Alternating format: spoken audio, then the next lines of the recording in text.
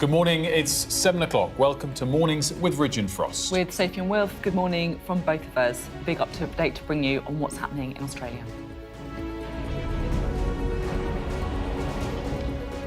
Tributes paid to the victims of the deadly terror attack against Jewish people at Australia's Bondi Beach as officials promise tougher gun laws. A hero in the horror tackling one of the suspects and stopping more people from being killed. Hollywood filmmaker and actor Rob Reiner and his wife are found dead in their Los Angeles home. Also today, are you wondering where all your money's gone? Well, British bank Monzo has released its version of Spotify's Unwrapped and has all the answers for you.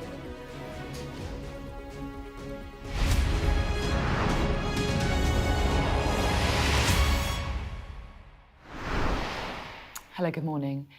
People in Australia and around the world are still reeling over the horrific attack on Jewish people that unfolded on Bondi Beach yesterday, and some devastating details have emerged overnight, including that one of the people killed was a 10-year-old girl. 15 people were left dead and another 40 injured after the two suspected gunmen, a father and a son, opened fire on a Jewish event celebrating the beginning of Hanukkah. Officials in Australia have promised to crack down on gun laws. Speaking overnight, Australian Prime Minister Anthony Albanese described the attack as an act of pure evil. Well, we will be reflecting on the fear and the anger felt in the Jewish community today. We'll also be hearing from the Chief Rabbi later in the programme as well. But we start with Cordelia Lynch's report from Sydney. The site of a celebration, now a memorial, where hundreds gathered to mark the Jewish holiday of Hanukkah. Now hundreds gather to mourn. Maudie Slavin was on Bondi Beach when the shots started. It was utter panic and chaos. Mums grabbing their kids, dads running, old people tripping over each other. It was panic. His friend, Rabbi Eli Schlanger, was among those who died. He was a great person, father, husband. He was the introvert. He didn't like networking. He was great one-on-one. And whenever I saw him, smile. These are some of the 15 victims killed. Among them, a 10-year-old girl called Matilda, described by her family as a happy girl with lots of friends. Do you fear you may have lost other friends too? Yes. How does that horrendous weight feel? You can't breathe. The gunmen, police say, were father and son. This video capturing them clinically shooting at crowds of people, hovering on a pedestrian bridge as they opened fire. Here is 24-year-old Naveed Akram, Australian-born, and now being treated in hospital. His father, who was 50, was killed at the scene. How do you feel now as a Jewish person living in Australia? Sure. I'm really shaken of what's happened. I will continue to be a proud Jew in Australia. And it doesn't start with the Jews. Sorry, it does start with the Jews, but it doesn't end with the Jews. Mass shootings are rare in Australia because of the country's strict gun laws, but already the Prime Minister has committed to discussing more restrictions. The government is prepared to take whatever action is necessary. Included in that is the need for tougher gun laws. There is a clear sense of stillness here, and there's been an instant show of quiet solidarity, a wave of people coming to show their respects. There is a collective sense of shock at the scale and the spectre of what happened here, and yet you speak to many Jewish people and they say that they become increasingly vulnerable living in Australia and increasingly fearful of an attack against them.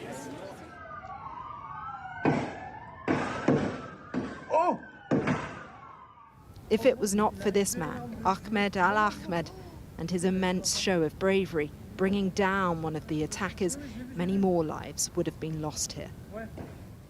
This was an assault on Jewish people in Sydney's most popular tourist destination, a community under siege and a cruel moment of reckoning for the country.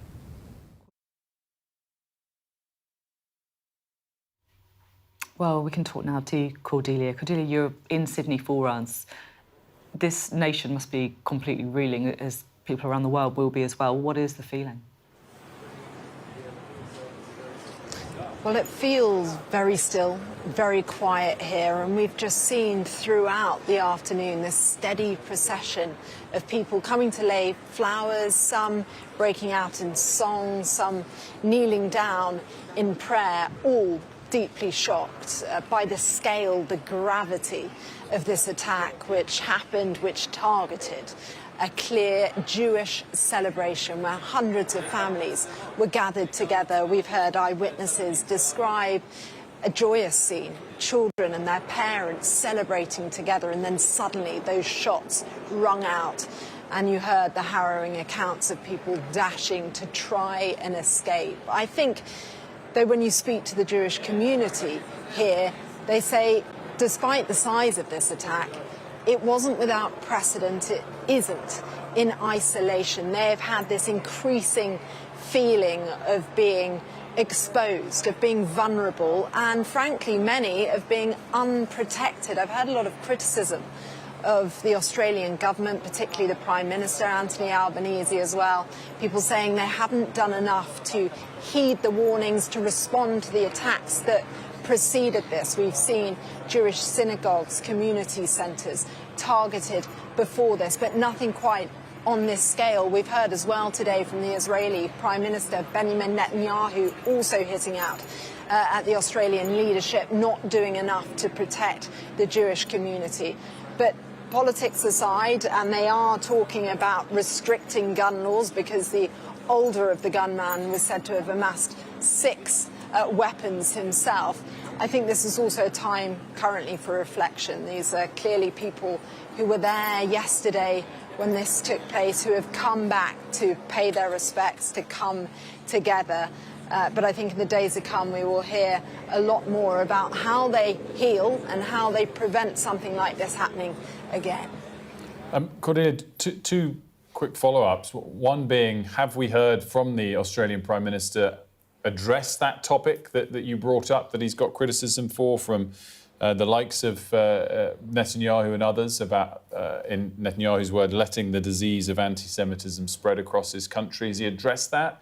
And secondly, we're saying that number, 15 people killed. Are we hopeful that is the total? Are those that are still in hospital stable, or are there no further updates to that extent? Well, Wilf, there are, I think, 36 currently in hospital being treated for some serious injuries. So it is possible, sadly, that death toll may rise yet. And I've spoken to some who were here yesterday who haven't been able, for instance, to reach their friends since that attack occurred, and they feared that they too may have died. But we'll have to await official confirmation, of course, from the authorities. What we've heard from Anthony Albanese so far, I think, is this desire already to try and push forward for more restrictions on guns. I think the debate around anti-Semitism, which has been criticised before, we will have to see if there's more to come out later on, and I expect a lot more criticism is likely. Previously, he has defended their position, said that they do all they can to protect the Jewish community, and tried to make clear that this is an act of anti-Semitic terrorism, so labelling what he views this attack as. But of course, many people here will want to know a lot more about exactly how he plans to prevent further attacks from happening.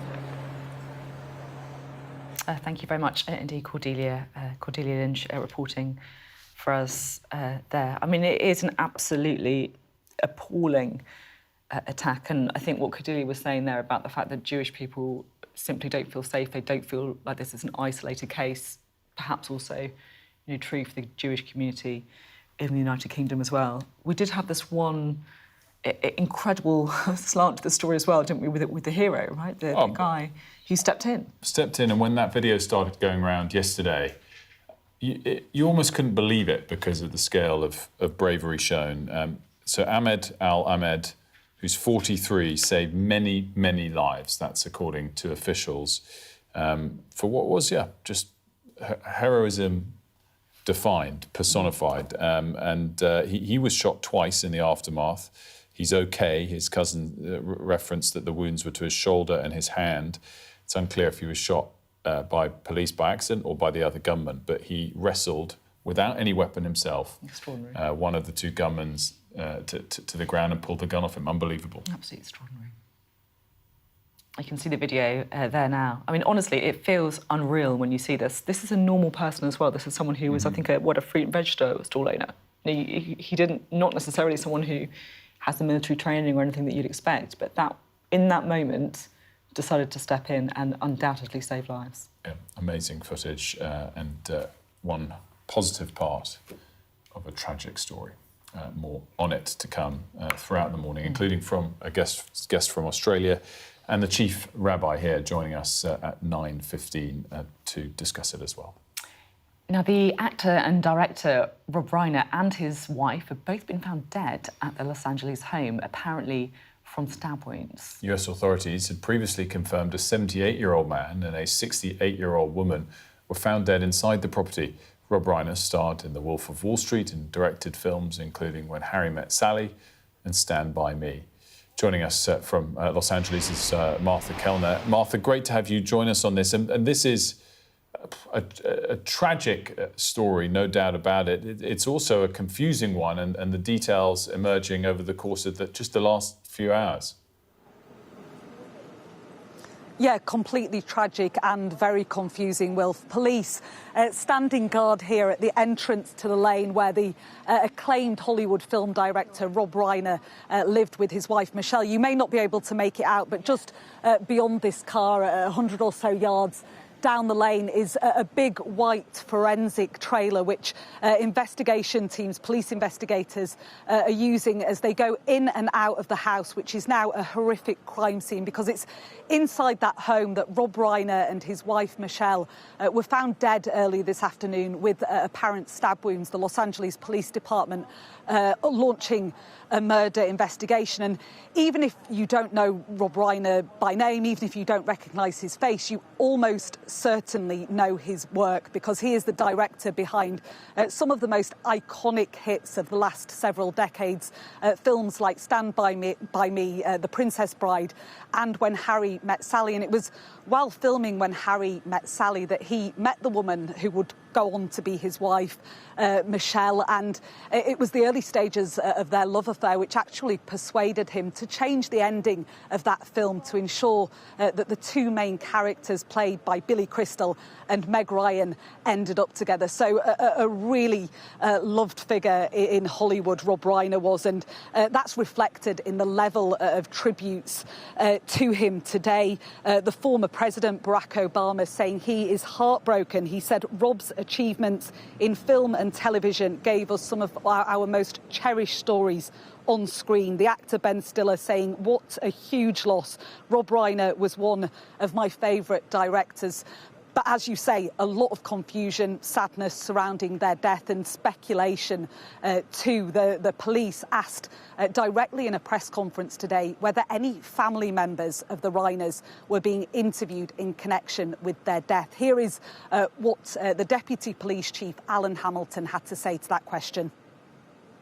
At this time, it's a death investigation. Again, until we get inside and we make a determination, we can't call it anything. So we're going to conduct that We're going to conduct that investigation at the appropriate time. We will identify what kind of incident it is, and if it's determined to be a crime, we will seek the suspect, we will bring them to justice, and we will take them into custody. Nothing has occurred inside the house. The house is in the exact same state it was when the officers arrived, just to be clear. So police saying at the moment that they don't have a specific suspect in mind. There is a lot of activity going on behind me, and police have promised that they will give a further update tomorrow morning, LA time. Martha, thank you very much indeed. Martha Cowner there on that story. Clearly an awful lot more to come out in the hours and days ahead. A pro-democracy campaigner, Jimmy Lai, has been found guilty of national security offences in Hong Kong. So he's a 78-year-old, he's a media boss, and he's now facing life in prison after being found guilty of sedition and 2 counts of foreign collusion. He's expected to be sentenced early next year. So he's a China critic, and he's also, crucially, a British citizen as well. He was arrested in August 2020 after China put in some national security laws after those anti-government protests in Hong Kong. Our Asia correspondent Helen Ann Smith joins us now from Hong Kong. Helen Ann, I guess this verdict was expected, wasn't it? But it's still a striking moment to pause and reflect on the challenges this man who is standing up for democracy and free speech has faced. I think that's absolutely right. The verdict wasn't really in any doubt. And Jimmy Lai is infamous, really, here. He's been called Hong Kong's greatest dissident. He's almost certainly its most famous political prisoner. Some people say he's actually the world's most famous political prisoner. And I think, given the changes that have been seen in Hong Kong, everybody here really did assume that this verdict would come. But it is nonetheless still being seen as something of a test case, really, for modern Hong Kong, for its independence of judiciary, its rule of law, its fairness of the legal system, its role of the free press, and it's being seen as a bit of a mark about how much the city has changed. I was in court this morning here in Hong Kong to see Jimmy Lai hear his verdict. He looked very thin, he looked very drawn, he looked relatively in good spirits. He smiled and waved at his family, but there was a moment where he looked really quite overcome by the emotion of it all, and as well he might be. This has been a hugely long process. It was 5 years ago that he was first charged, a very, very long trial, and he has been in solitary confinement for the best part of 5 years. So a super arduous situation for a man who was in his late 70s. But he was found guilty. 3 charges he faces under Hong Kong's national security law, 2 of colluding with foreign forces, 1 of publishing seditious material. Look, Jimmy Lai really has been a thorn in the side of the authorities here and Beijing for a long time. He is an archetypal Hong Kong success story. He came here as a child stowaway. He worked as a child labourer in a garment factory, eventually building up a huge clothing business, becoming a millionaire, and then turning his hand to the media. He started up Apple Daily, which was a brash tabloid here in Hong Kong that was unashamedly pro-democracy and unashamedly critical of Beijing. And it was really in 2019 when huge pro-democracy protests spread across this city, and the authorities here were able to introduce this sweeping national security law, and it was under that law that he and so many others were arrested. So look, I think the verdict here was expected, but it is still a really stark moment for the city of Hong Kong, a conclusion of sorts for Jimmy Lai, but a conclusion of sorts for the crackdown, really, that has been so swift, so strong and so effective, really. I mean, even in the court where I am now, there was many dozens from the media across the world, but no protesters, and this was once known as the city of protest. To imagine a trial as high profile as this without any protesters present just would have been unthinkable a few years ago. So I think it says a lot about the crackdown of the free press, the crackdown on the freedom of speech in Hong Kong, and I think many within the pro-democracy movement feel it's a very dark day. Just worth adding, he is a British citizen. Many people saying that the UK government could have done more, that Keir Starmer's desire to rebuild relations with China has been prioritised over Jimmy Lai's case. The Foreign Secretary Yvette Cooper saying today that they strongly condemn what's happened today and call for Jimmy Lai's release. Helen, thanks so much. As you said, Yvette Cooper's statement came in only about half an hour ago, saying the UK condemns the political motivated prosecution, of Jimmy Lai that's resulted in today's guilty verdict. It goes on to say we continue to call for Mr. Lai's immediate release, coming from the Foreign Secretary in the last half an hour. Now, there's a lot of very politically sensitive questions for the government today. How muscular should they be in advocating for Jimmy Lai, the British citizen, China critic, found guilty of national security offences. Of course, we know what that means. And of course, as well, the response to the appalling attack on Jews on Bondi Beach. And as Hanukkah begins, I think it's pretty clear that Jews around the world don't feel safe, including here in Britain. What is the government going to do about that? Well, we can speak now to Alex Davies-Jones, the Victims Minister. Good to have you on the show today. Good morning. So, firstly, what is your reaction to the horrific attack on Jewish people that we saw on Bondi Beach? It's utterly appalling and horrific, and my heart is with all of the victims and their loved ones, the Jewish community in Australia, the Jewish community here in the UK, because, as you say, this is being felt here sadly very closely, and we're only still recovering 2 months on from the horrific attack on our Jewish community here in Manchester.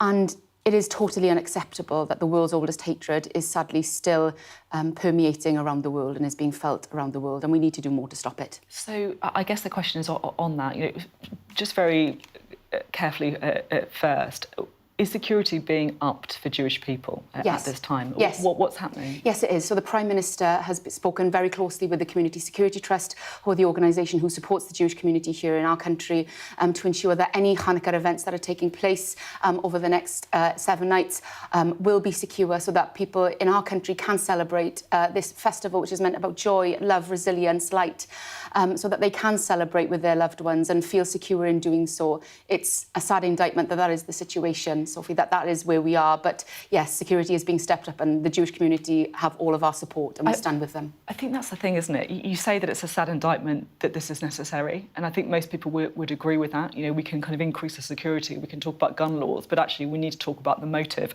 as well. And, it kind of shames us all that Jewish people need security to worship, to celebrate. Do you accept there is rising anti-Semitism in the UK? Yes. Yes, sadly, the figures show that. We know from organisations like the Community Security Trust, the Anti-Semitism Policy Trust, who are monitoring the levels of anti-Semitism, that it is rising, not just here in the UK, but around the world, and that is sadly what we're seeing. And I would urge everyone to think very carefully about their actions. This is going to take all of us in order to tackle, to be mindful of our actions and our behaviour.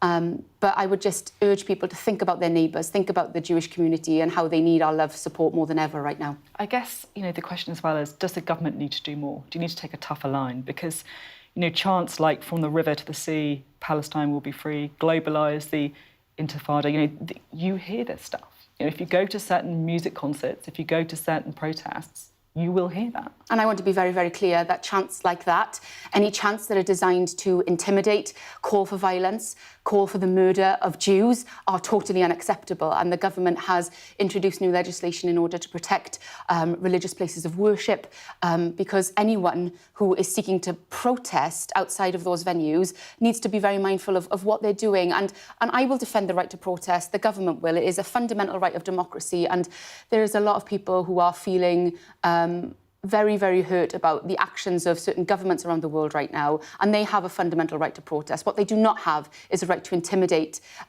British citizens or call for violence in our streets, because sadly we have seen the consequences of what happens when that is done.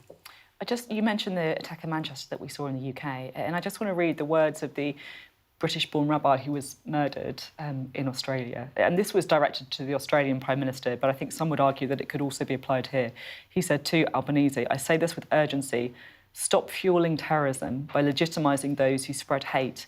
Listen to the voices of those who understand it firsthand." And he said that Manchester should be a wake-up call. I mean, does this government need to get a grip on anti-Semitism? We all need to get a grip on anti-Semitism. I will be in Manchester later today, standing with the Jewish community there, with Rabbi Walker and his congregation, celebrating the second night of Hanukkah, standing with survivors of that terror attack later today. We all need to do more here. Does this government need to do more? As the Victims Minister, it is my job to listen to the voices of victims and to figure out how best we can support them. Does this government need to do more? We all need to do more. But I'm asking specifically because, sometimes I find this with politicians. You say everyone needs to do this, we all need to...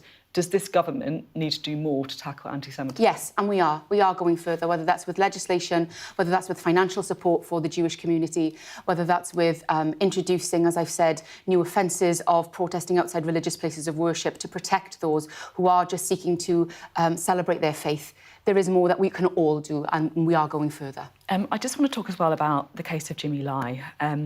78 years old. He's a businessman. He's a key figure in those pro-democracy protests in Hong Kong, critic of the Chinese government, and he's been found guilty of colluding with foreign forces. I mean, this guy's a British citizen. What's the government's response? Well, I fully support the statement that the Foreign Secretary has made around condemning this politically motivated conviction of a 78-year-old man who was exercising his freedom of speech. The government will always stand for freedom of speech. We will stand for supporting British nationals, and we urge him to be released immediately. I guess, the question is this muscular enough, right? This guy spent 1,800 days in solitary confinement. After he won the general election, 3 months after, Keir Starmer said securing his release was a priority for his government. It doesn't feel like a priority. Well, the Prime Minister raised this directly with Xi Jinping when he met with him. We have raised this at every opportunity, whether that's been the Foreign Secretary or the Prime Minister, calling for his release, and the Prime Minister will continue to do so. As I've said, I echo the words of the Foreign Secretary, condemning this in the strongest possible terms and urging for Jimmy Lai to be released. Now, you're here to talk about domestic abuse. Obviously a very, very important story. What is the announcement today? So we're investing a further £19 million on top of the £480 million we've already provided to support victims fleeing domestic abuse so that they can have safe refuge space. Because, Sophie, as the vast majority of us are gearing up to celebrate Christmas, sadly for thousands and thousands of people in our country, home isn't the safest place to be at Christmas.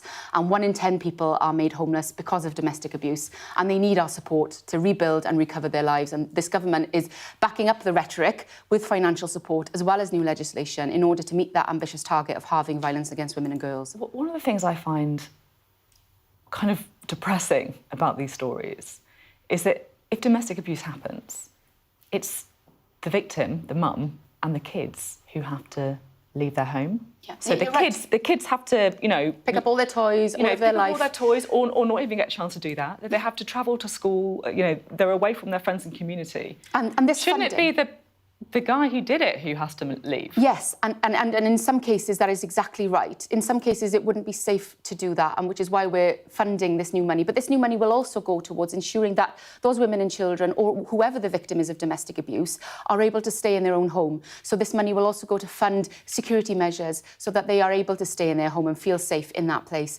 But you're right, we need to start reframing this and going after the perpetrators. The Home Secretary yesterday was announcing a new package of measures to tackle perpetrators of violence against women and girls directly. Our Violence Against Women and Girls strategy, which we'll be publishing imminently, has prevention at its core in order to going after those perpetrators to prevent this from happening in the first place, because this cannot just happen in a vacuum. This has to be going after the perpetrators, preventing it from happening in the first place, and then supporting victims and survivors to rebuild their lives. OK, thank you very much indeed. Alex Davies-Jones speaking to us there about domestic abuse, but also, of course, the horrific attack that we've seen in Sydney. Which will continue, of course, to be our top story throughout the day. After the break, we're going to be back out in Australia. We're going to be speaking to the Director of Public Affairs at the Australia-Israel Jewish Affairs Council, live in Melbourne next.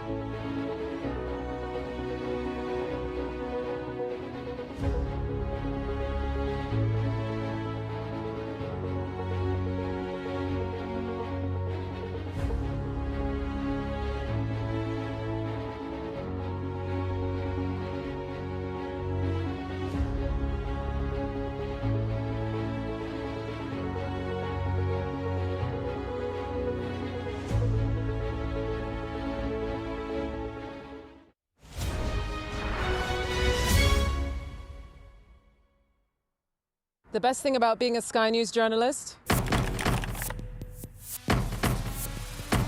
They call him the king of the jungle.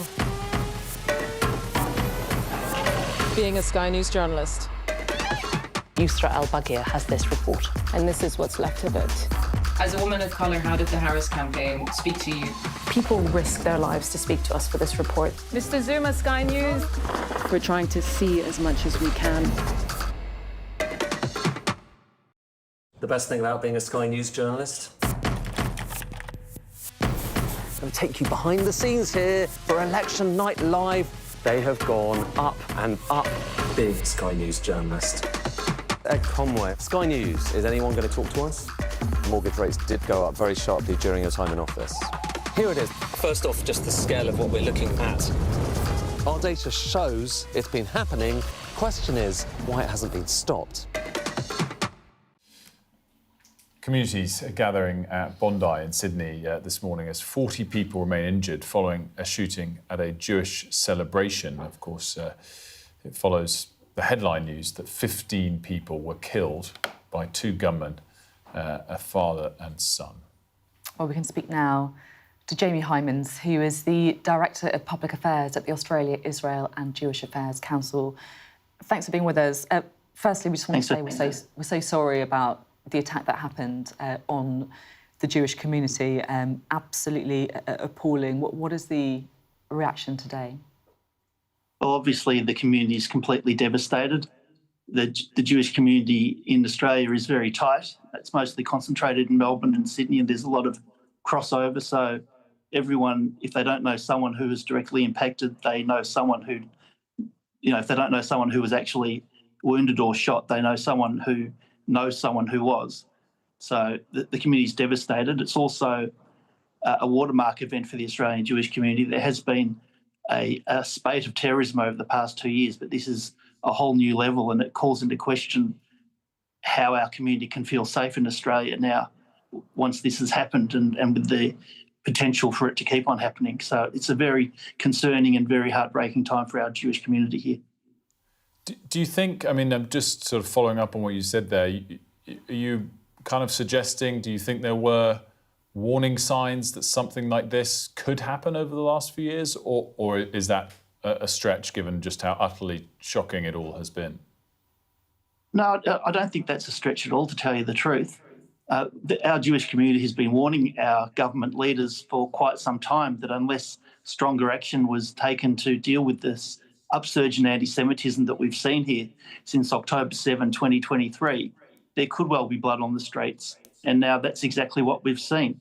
And there was a massive surge of anti-Semitism in Australia following the October 7 attacks. I've just got the figures here in front of me. In 2022-23, there was 495 documented anti-Semitic attacks. It rose to 2,062 the following year, and then came down slightly last year to 1,654. But there's also the range of attacks, the range of anti-Semitism. There's been arson attacks, synagogues have been destroyed, graffiti, defaced. There was arson attacks on Jewish restaurant, on childcare centres, on cars, on the house of on the former house of a Jewish community leader, but the criminals obviously thought he still lived there. There's been abuse. Jewish school children have been told not to wear their uniforms their school uniforms when they go out on excursions because it's too dangerous. So this has been escalating for quite some time. And one of the issues is that in Melbourne and Sydney, and to a lesser extent the other major city, we've had these demonstrations every week chanting Palestine should be free from the river to the sea, in other words, destroying Israel. All Zionists are terrorists, and we know that 95% of Jews are Zionists, calling for globalising the Intifada, which basically means spreading terrorist attacks through the world. And so on. And this sort of incitement has been able to continue unhindered, basically. And, this is almost the obvious corollary of that. This is where this ends up. So, no, it's not a surprise at all. I'm really interested in your answer to this question, because here in the UK as well, there has been real concerns about anti-Semitism. There has been attacks on the Jewish community, not least, of course, that awful attack in the synagogue in Manchester that we saw. You say you want stronger action. I just wondered if you could let us know what specifically are you calling on our political leaders to do? Well, there needs to be an end to the incitement for starters. So, you can't have these rallies with people waving Hezbollah flags and carrying pictures of Ayatollahs of Iran and so on. There needs to be... We have an anti-Semitism envoy appointed by the government, and she recently put out, or not so recently, unfortunately, in July, put out a multi-point plan about how to combat anti-Semitism.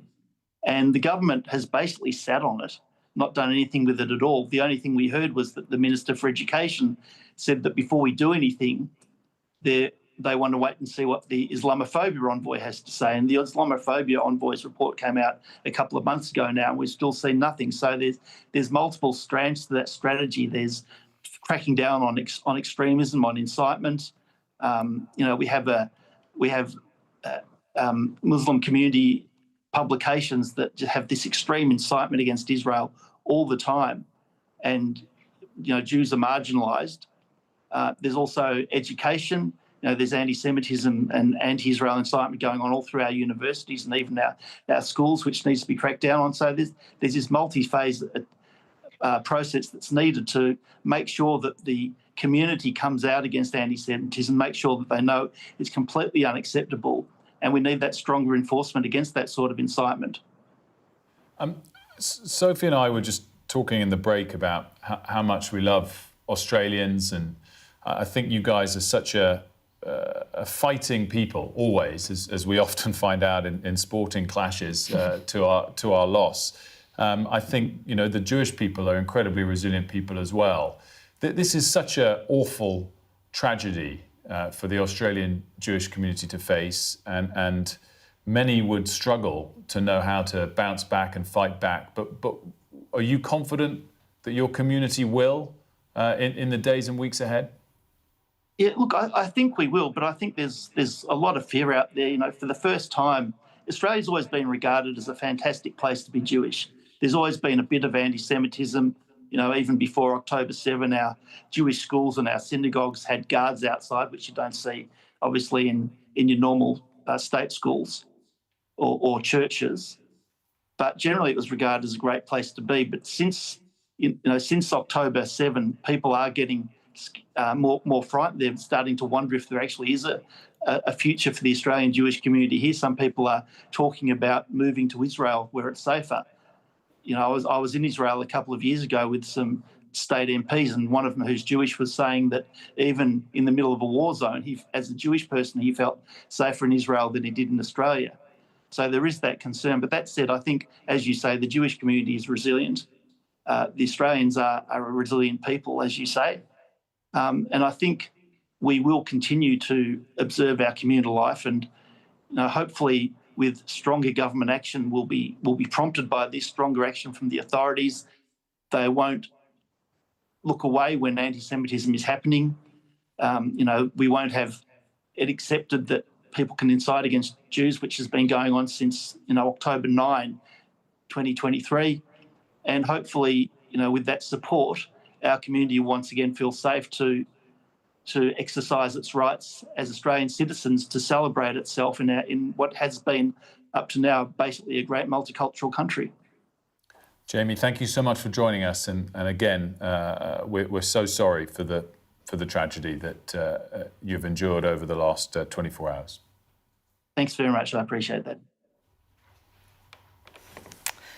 We'll have more, of course, on that story. Any updates, we'll bring them straight to you. In other news, there's a warning today about how prepared, or rather unprepared, the UK is for war. This comes from the Chief of the Defence Staff, Air Chief Marshal Sir Richard Knighton, who's giving a speech later today where he's going to warn the price of peace is increasing. Well, Mari's here to tell us more about this. So quite a high-profile intervention, this sounds like. Yeah, it's quite interesting because we've also kind of had a bit of a pitch rolling to an extent around this. Different kind of military chiefs have been talking and warning about really whether we are spending enough on defence, whether we are ready for any kind of confrontation with Russia. It was only a few days ago that the NATO General Secretary, Mark Rutte, was talking about how we need to be ready for confrontation with Russia. And therefore, this is going to be another one of those messages to the general public public, and it's really to the public more so than to governments, let's say. So, as you were saying, Air Chief Marshal Sir Richard Knighton, he's going to be speaking. He's going to announce £50 million for new defence technical excellence colleges, and they will be providing short courses aimed at ensuring training can be accessed more quickly. Hopefully we can show you on the screen there now. And we've got a bit of an advanced preview of what he's going to say tonight, some of his words, and his words are quite stark. So he's going to say the situation is more dangerous than I have known during my career, and the response requires more than simply strengthening our armed forces. He's also going to call on not just the government and the military, but also everyday people like you and me to step up. So he's going to say all our national power, from universities to industry, the rail network to the NHS, all need to step up. And this comes after the head of the Royal Navy warned earlier this month that Britain must step up on defence or risk losing the advantage in the Atlantic as Russia continues to spend billions of pounds in its capabilities at sea. So that is the kind of gist of what we are expecting this evening.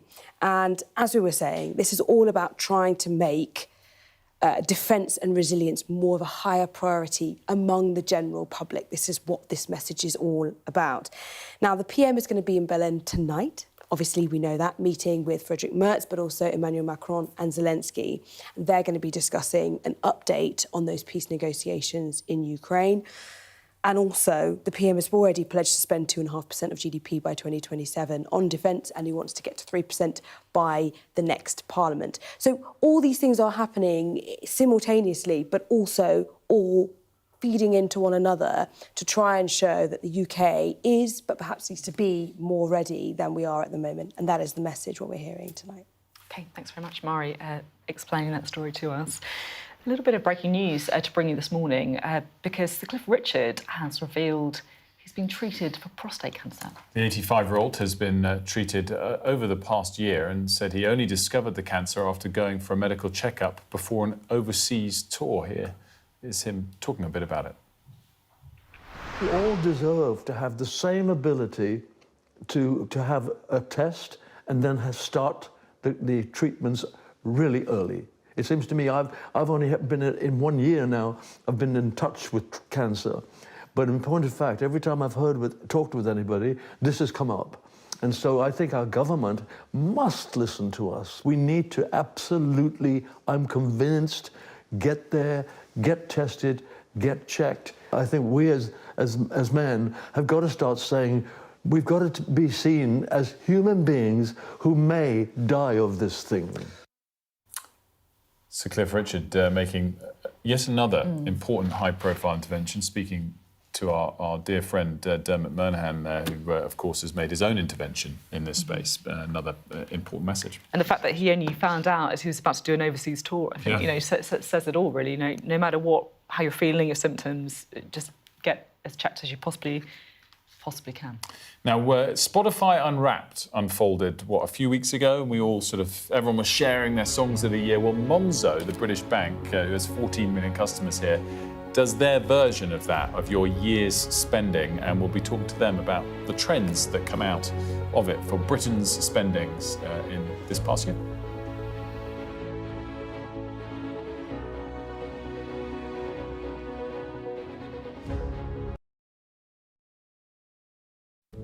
I'm Cordelia Lynch, Sky's Asia correspondent, based here in Bangkok. These slums, once gripped by fear and death. There is far less bloodshed now, but it hasn't gone away. Who's asking you to kill? The police will give me the orders, and after I kill the target, I throw the gun away.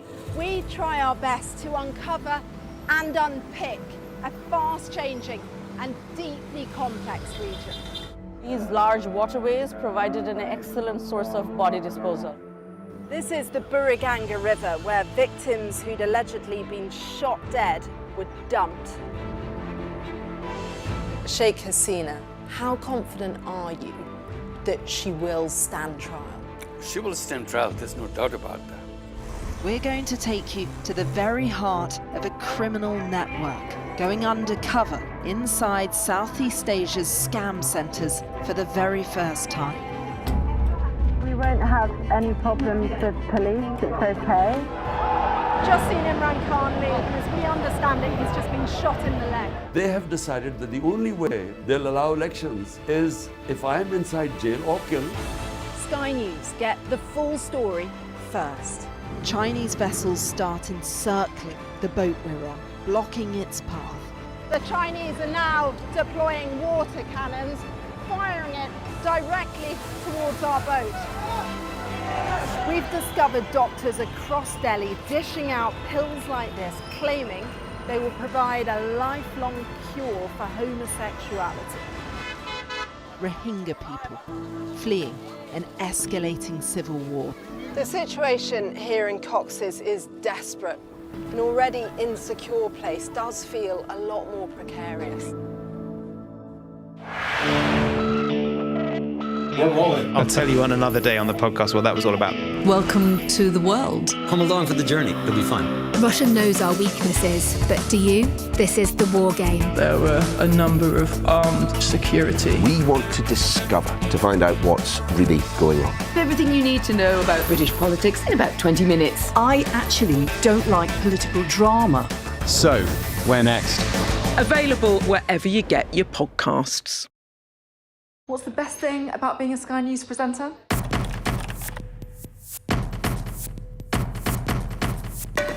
We've done the work and the reading, so you don't have to. Being a Sky News presenter. Hello and welcome, Westminster, the heart of British politics. I'm so sorry about what happened to you. So what on earth is going on? It's not true. Can I tell you what I think? It's really unusual. Mornings with Ridge and Frost. Let's crack on. Let's get started. Welcome back. If you're wondering where all your money's gone this year, well, new data from the online bank Monzo might hold the answer for you. The annual insight into their shopping habits and other spendings takes place and is released this year. I'm delighted to say that we're joined by the CMO of Monzo, AJ Coyne. AJ, very good morning to you. Thanks for joining us. Thanks for having me. So this is, because a few weeks ago we were all talking about Spotify Unwrapped and everyone was sort of tweeting and sharing, this was my most listened to song. This is sort of your take on that, but is it perhaps not as actively shared by people, or is it in fact something that people are quite open with? Fairly open. This is the 6th year we've done Year in Monzo, and so what we tend to see every year is huge reaction from our customers. They sort of are excited for the arrival. It becomes a sort of meme on social media, and depending on the category, customers are very happy to share screenshots from the experience on their social feeds. And I guess the sort of, before we get into the fun parts of it, 14 million users in the UK. Correct. What's the sort of headline the year? Obviously, everyone's been feeling the pressure of the cost of living crisis. Spending overall, have you got headline analysis like that? So typically what we've seen with spending this year is spending's been sort of curated around more cultural moments or key milestones versus every day. So we've seen increased spend in regard to sort of viral situations that have happened and encourage more spending, but typically more considered spending across the year. In terms of those cultural things, one thing that jumped out to me is spending on AI doubled. Yep. Albeit from a very, very low level. If it went from, I think, £8 million in total across all of your customers to 20. To £20 million, which for 14 million users across a whole year is not that much. No, I mean, the doubling is obviously a high number in terms of going from 8 to 20, but if you think about AI adoption, that's on platforms like OpenAI. What we're seeing with that data source is more people starting to try it out. So we expect that trend to continue into 2026 and beyond as more people become more familiar with the tools and want to try it out and sort of adopt them in their everyday life. One thing that I also picked up on is people are saving more as well. Talk us through the data on that, because I think that's also, I guess, indicative of maybe a sense of nerves about the outlook going forward, perhaps, or other factors like that. So at Monzo, we have a couple of different features that allow you to save, I guess, on autopilot. So one is auto roundup. So say you're going to buy your morning coffee, it costs £4. You can decide in the app that you want to round that up to £6, for example. So that money goes automatically into a saving pot. This year we've seen... Not to the person selling you the coffee. Not to the person selling the coffee, no, to your own individual saving pot. And this year we've seen around 270 million saved from our customers through auto roundups. So significant number. The other piece is at the start of the year, we launched something called the 1p Saving Challenge. Now that is essentially on day 1, you save a penny, day 2, 2p, 3p, 4p, and so on. And at the end of the year, you've saved almost £700 without really having to think about it. We had 1 million customers sign up in the first week. It's due to end any day now, and we'll average about two-thirds of those 1 million finishing that challenge, meaning that they'll each be entering the festive period with approximately £700 in their account. So do you have data overall then on people over the course of this year, whether it's through those tools or not, have saved more or have more set aside? And I guess, again, just trying to come back to what overall the gists of people are towards, their nerves for the outlook and not. So if you look at, I guess, the auto roundup example, where it's 270 million this year, last year that was closer to 200 million. So you can start to see a slight shift in trend of people wanting to save more. Finally, in terms of how readily people do or don't share this information, I mean, unlike your favourite song of the year or your favourite movie or whatever else, I would think this is quite a private thing. I mean, is that something that as a nation we're changing our view on perhaps a little bit? That there's some fun with, oh gosh, I spent too much in this area, or I'm surprised by this, but is there something deeper behind it? I sort of like to see it as if your annual spend report typically is a spreadsheet. This is a personal experience to you that brings to life a story that really makes you feel seen. And I think in a world where people want to share more, to have moments that are, I guess, their viral moments themselves, if there's something that resonates to them, they think it can resonate to their friends and family, and therefore are very happy to share. AJ, great to have you with us. Thanks so much for stopping by. Thanks so much. AJ Coyne from Monzo there. And do let us know if you are on Monzo and you've got one of these reports, or just more broadly, you've been doing some analysis, what stands out in your spending habits for 2025. Email us mornings@sky.uk. I reckon my coffee habit's gone up. I'm spending more on coffee since doing almost breakfast. Certainly. Weirdly, mine might have marginally gone down because I was told to cut back a bit, but only marginally. From the analysis from... Actually, no, because this was the year I switched to these hours. So actually, this year it would have jumped. Yeah. God, it all merges into one. Either way, we'll be heavily indexed to coffee, the two of us. Let us know what yours would be. mornings@sky.uk. Now, to the war in Ukraine, and President Zelensky's in Berlin for talks with the US on how to end the grinding war with Russia. The Ukrainian president met with Special Envoy Steve Witkoff and Donald Trump's son-in-law Jared Kushner yesterday for 5 hours. So Ukraine has offered to drop its bid to try and join NATO, but it continues to say that the US push that they should give up territory to Russia is off the table, unacceptable. And of course, those negotiations continuing today. We can talk to Sky's Europe correspondent Alistair Bunkle, who's in Brussels this morning. Alistair, where are we up to?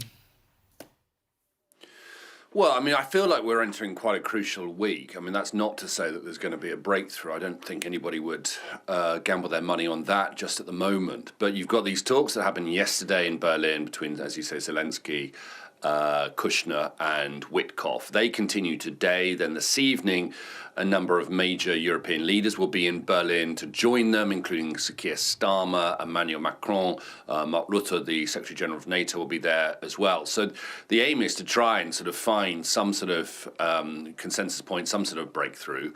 And I think, the concession for Ukraine not to join NATO is it's kind of Zelensky sort of showing that he's willing to compromise, he's willing to give ground. I mean, I think, practically speaking, Ukrainian membership of NATO is probably, a very long shot anyway. It might not make much, difference, as I say, on the ground, particularly if they do get what Zelensky wants, which is security guarantees from the Americans and European allies. But it's a way of Zelensky showing that he is able to concede some points, and then his hope will be to keep Donald Trump particularly on side. So that is going on in Berlin. Today in Brussels, you've got European foreign ministers meeting, but that's all really a precursor to Thursday, because that is a crucial decision on whether the EU can agree to free up around 210 billion euros worth of frozen Russian assets. There's a lot of disagreement about it, but if they do free it up, then that will be given to Ukraine to help fund the war effort. And that could be a really significant moment in this. Ali, in terms of the expectations of what can happen next, how much focus is there on the freeing up of those assets in terms of on the US and the Russian side of the bargain? Well, there's a lot of focus on freeing up the assets in Europe because it will allow them to give the money, as I say, to Ukraine to help continue funding the war. Ukraine will go bankrupt, they reckon, about April next year otherwise, and they can't any longer rely on US support. From a European perspective as well, it shows that the EU would have teeth, and it would put them back in the game. It would put them with a far bigger seat at the negotiating table because they are able to provide Ukraine with what it needs. And I think it would show Putin that Europe is not divided, Europe is united, and Putin would then be facing many more years of war if Europe can financially sustain Ukraine. So it really could change the dial. Ali, great stuff, as always. Thanks so much, Ali Bunkle, there for us in Brussels this morning. Lots more still to come, of course. The focus will continue to be on the tragic situation that unfolded over the weekend on Bondi Beach. And we are going to be talking to the chief rabbi here in the UK. That comes up at about 9:15. And we'll be back out in Australia live as well with reaction on the ground. So 15 people died and at least 40 people injured in that attack. One of those injured is the hero of Bondi Beach, recovering in hospital. A GoFundMe campaign, I should say, has raised about £100,000 for the guy who single-handedly wrestled the gun out of one of the attacker's hands, undoubtedly saving lives. We'll have more on the political response to what happened on Bondi Beach.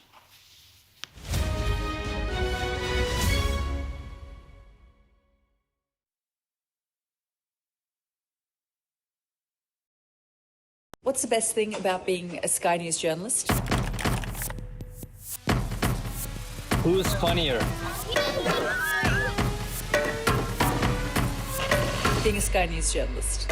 A special edition of The World with me, Yalda Hakim. Pakistan has the right to respond. You're like, what? A historic day here today. Congratulations, this is a huge moment. But what happens now?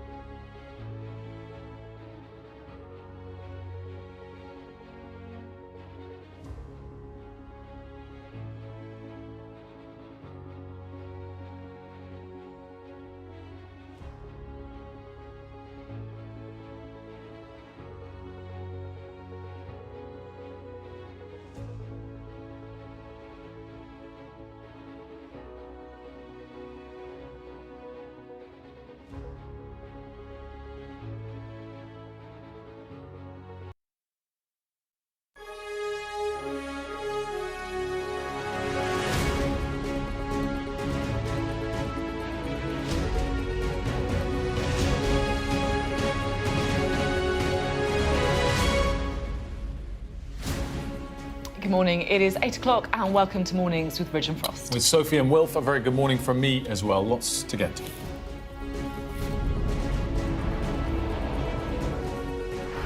Tributes paid to the victims of the deadly terror attack against Jewish people at Australia's Bondi Beach as officials promise tougher gun laws. A hero in the horror, tackling one of the suspects and stopping more people from being killed. The Hollywood filmmaker and actor Rob Reiner and his wife are found dead in their Los Angeles home. Also today, as record numbers of flu cases grip the UK. We're going to explain why hospital admissions are higher this year with a medical expert.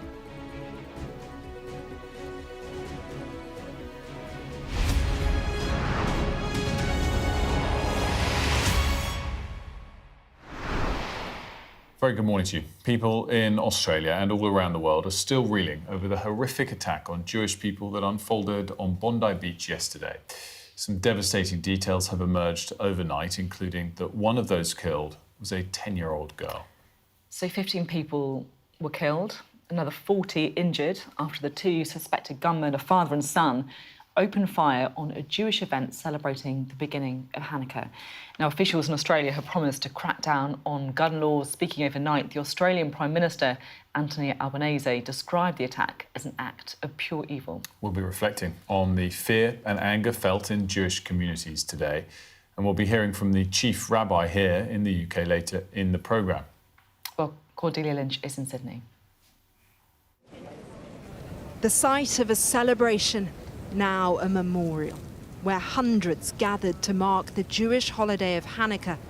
Now hundreds gather to mourn.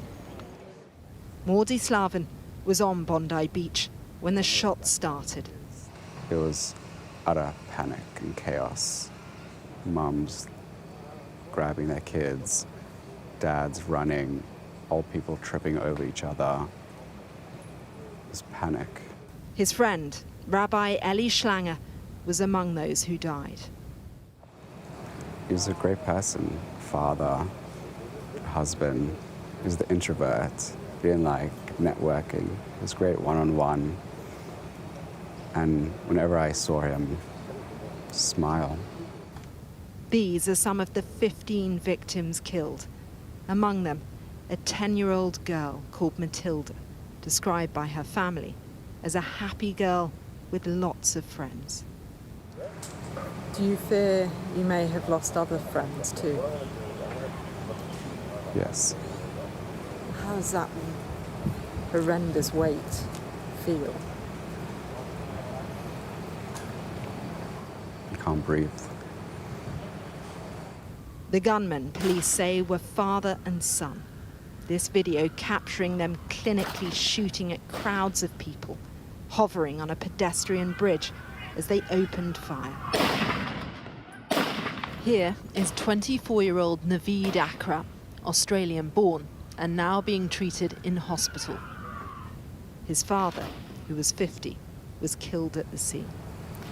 How do you feel now as a Jewish person living in Australia? Sure. I'm really shaken of what's happened.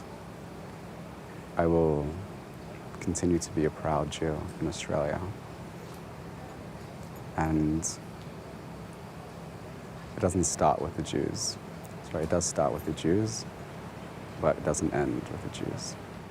Mass shootings are rare in Australia because of the country's strict gun laws, but already the Prime Minister has committed to discussing more restrictions. The government is prepared to take whatever action is necessary. Included in that is the need for tougher gun laws. There is a clear sense of stillness here, and there's been an instant show of quiet solidarity, a wave of people coming to show their respects. There is a collective sense of shock at the scale and the spectre of what happened here, and yet you speak to many Jewish people and they say that they become increasingly vulnerable living in Australia and increasingly fearful of an attack against them.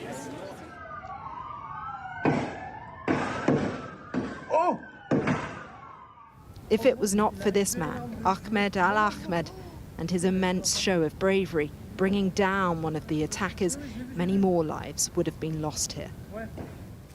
This was an assault on Jewish people in Sydney's most popular tourist destination, a community under siege and a cruel moment of reckoning for the country.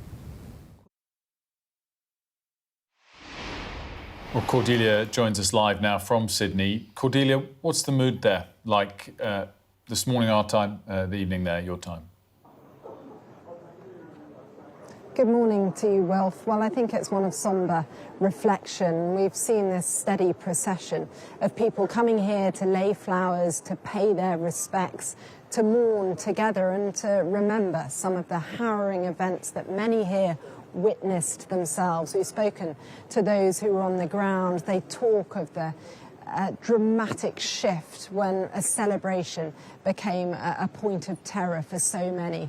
Old and young people fleeing, trying to escape the attackers. And it has really struck people at their very core, the sheer scale of this attack on what was meant to be such a positive day for so many. I think there has been song, there has been prayer, and there's been thoughtfulness, but there's also a lot of conversations happening about what they need to do to prevent this kind of attack in the future.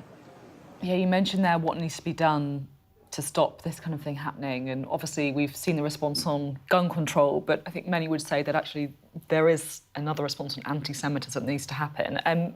Cordelia, I just want to play my quick interview with the Justice Minister, Alex Davies-Jones, who was asked about this in the UK. This is what she had to say.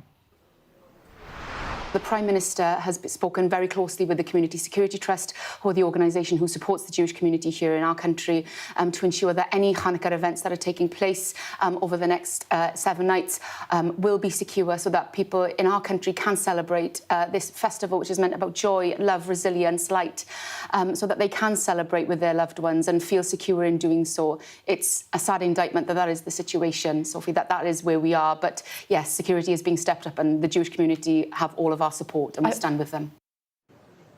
I think that's a key thing, that it is a sad indictment that this needs to happen at all. How is the political pressure in Australia, but also worldwide, I guess, on governments to do more to combat anti-Semitism?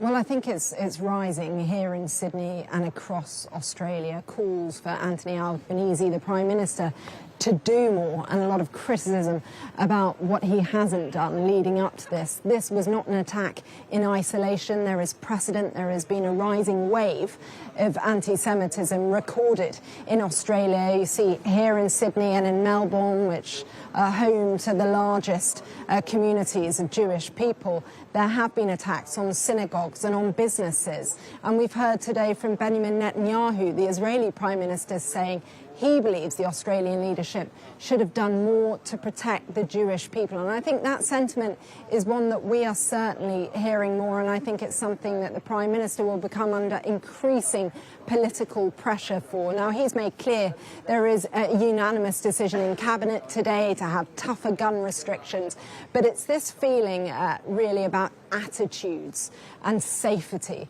that is part of the broader conversation, not about guns, but about people's right to feel safe here. Cordy, thanks so much for that. Great to have you with us once again. And I guess the other thing that we've been talking about, Sophie, throughout the morning, there's one tiny little positive relative to the negative. I mean, it's a huge positive in its own right. And that is the story of Ahmed Al-Ahmed, the 43-year-old who saved many people's lives with what was an extraordinary act of heroism. It really was. You see that video, those images of this guy, a normal guy, right, a shop owner, wrestling the gun off one of the attackers, undoubtedly saving lives as well. There's this wonderful quote that if you save the life of one man, you save a whole world. And I think that is what we see here. Extraordinary bravery, and obviously he was unarmed and he just snuck up behind the guy and put his life at risk. He was shot twice. Unclear if that was by the other attacker or possibly by police in a moment of confusion. His hand and his shoulder are injured. It's not thought to be critical, and he's still one of those recovering in hospital, but an extraordinary sign of bravery and heroism amongst the tragedy of the events by Bondi Beach yesterday. More to come throughout the programme, as we've mentioned, including we'll be speaking to the chief rabbi here in the UK next hour. Now, the actor and director Rob Reiner and his wife have both been found dead at their Los Angeles home, apparently from stab wounds. Now, that's according to a source speaking to NBC News, our US partner network. US authorities had previously confirmed that a 78-year-old man and a 68-year-old woman were found dead inside the property. Rob Reiner starred in The Wolf of Wall Street and had directed many films, including When Harry Met Sally, Stand By Me, and A Few Good Men. Our US correspondent Martha Kellner has more. Police standing guard here at the entrance to the lane where the acclaimed Hollywood film director Rob Reiner lived with his wife Michelle. You may not be able to make it out, but just beyond this car, 100 or so yards down the lane, is a big white forensic trailer which investigation teams, police investigators, are using as they go in and out of the house, which is now a horrific crime scene, because it's inside that home that Rob Reiner and his wife Michelle were found dead early this afternoon with apparent stab wounds. The Los Angeles Police Department launching a murder investigation. And even if you don't know Rob Reiner by name, even if you don't recognise his face, you almost certainly know his work, because he is the director behind some of the most iconic hits of the last several decades, films like Stand By Me, The Princess Bride, and When Harry Met Sally. And it was while filming When Harry Met Sally that he met the woman who would go on to be his wife, Michelle, and it was the early stages of their love affair which actually persuaded him to change the ending of that film to ensure that the two main characters, played by Billy Crystal and Meg Ryan, ended up together. So a really loved figure in Hollywood, Rob Reiner was, and that's reflected in the level of tributes to him today. The former president, Barack Obama, saying he is heartbroken. He said Rob's achievements in film and television gave us some of our most cherished stories on screen. The actor Ben Stiller saying, what a huge loss. Rob Reiner was one of my favourite directors. But as you say, a lot of confusion, sadness surrounding their death, and speculation too. The police asked directly in a press conference today whether any family members of the Reiners were being interviewed in connection with their death. Here is what the Deputy Police Chief, Alan Hamilton, had to say to that question. At this time, it's a death investigation. Again, until we get inside and we make a determination, we can't call it anything. So we're going to conduct that We're going to conduct that investigation at the appropriate time.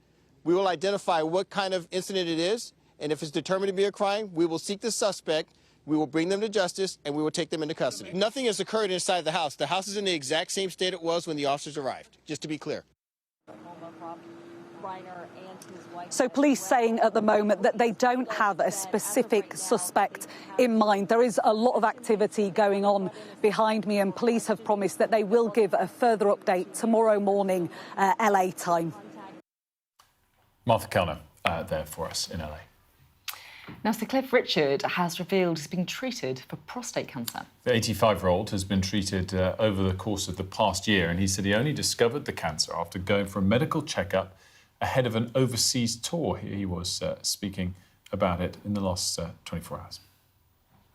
We all deserve to have the same ability to have a test and then start the treatments really early. It seems to me I've only been in 1 year now, I've been in touch with cancer. But in point of fact, every time I've talked with anybody, this has come up. And so I think our government must listen to us. We need to absolutely, I'm convinced, get there, get tested, get checked. I think we as men have got to start saying, we've got to be seen as human beings who may die of this thing. Another high-profile person speaking up about the need to be checked. And again, speaking there, we should say as well, to our dear friend Dermot Monahan, who was looking very well. Yeah, he is. He is. He's also done a lot to highlight the need to get checked. Now, the pro-democracy campaigner, he's a businessman, he's also a real critic of China, Jimmy Lai, has been found guilty of national security offences in Hong Kong. The 78-year-old media tycoon is facing life in prison after being found guilty of sedition and 2 counts of foreign collusion. He's expected to be sentenced early next year. The China critic and British citizen was arrested in August 2020 after China imposed a national security law following massive anti-government protests in Hong Kong. Our Asia correspondent, Helen Ann Smith, has the latest from Hong Kong. The verdict wasn't really in any doubt, and Jimmy Lai is infamous really here. He's been called Hong Kong's greatest dissident. He's almost certainly its most famous political prisoner. Some people say he's actually the world's most famous political prisoner.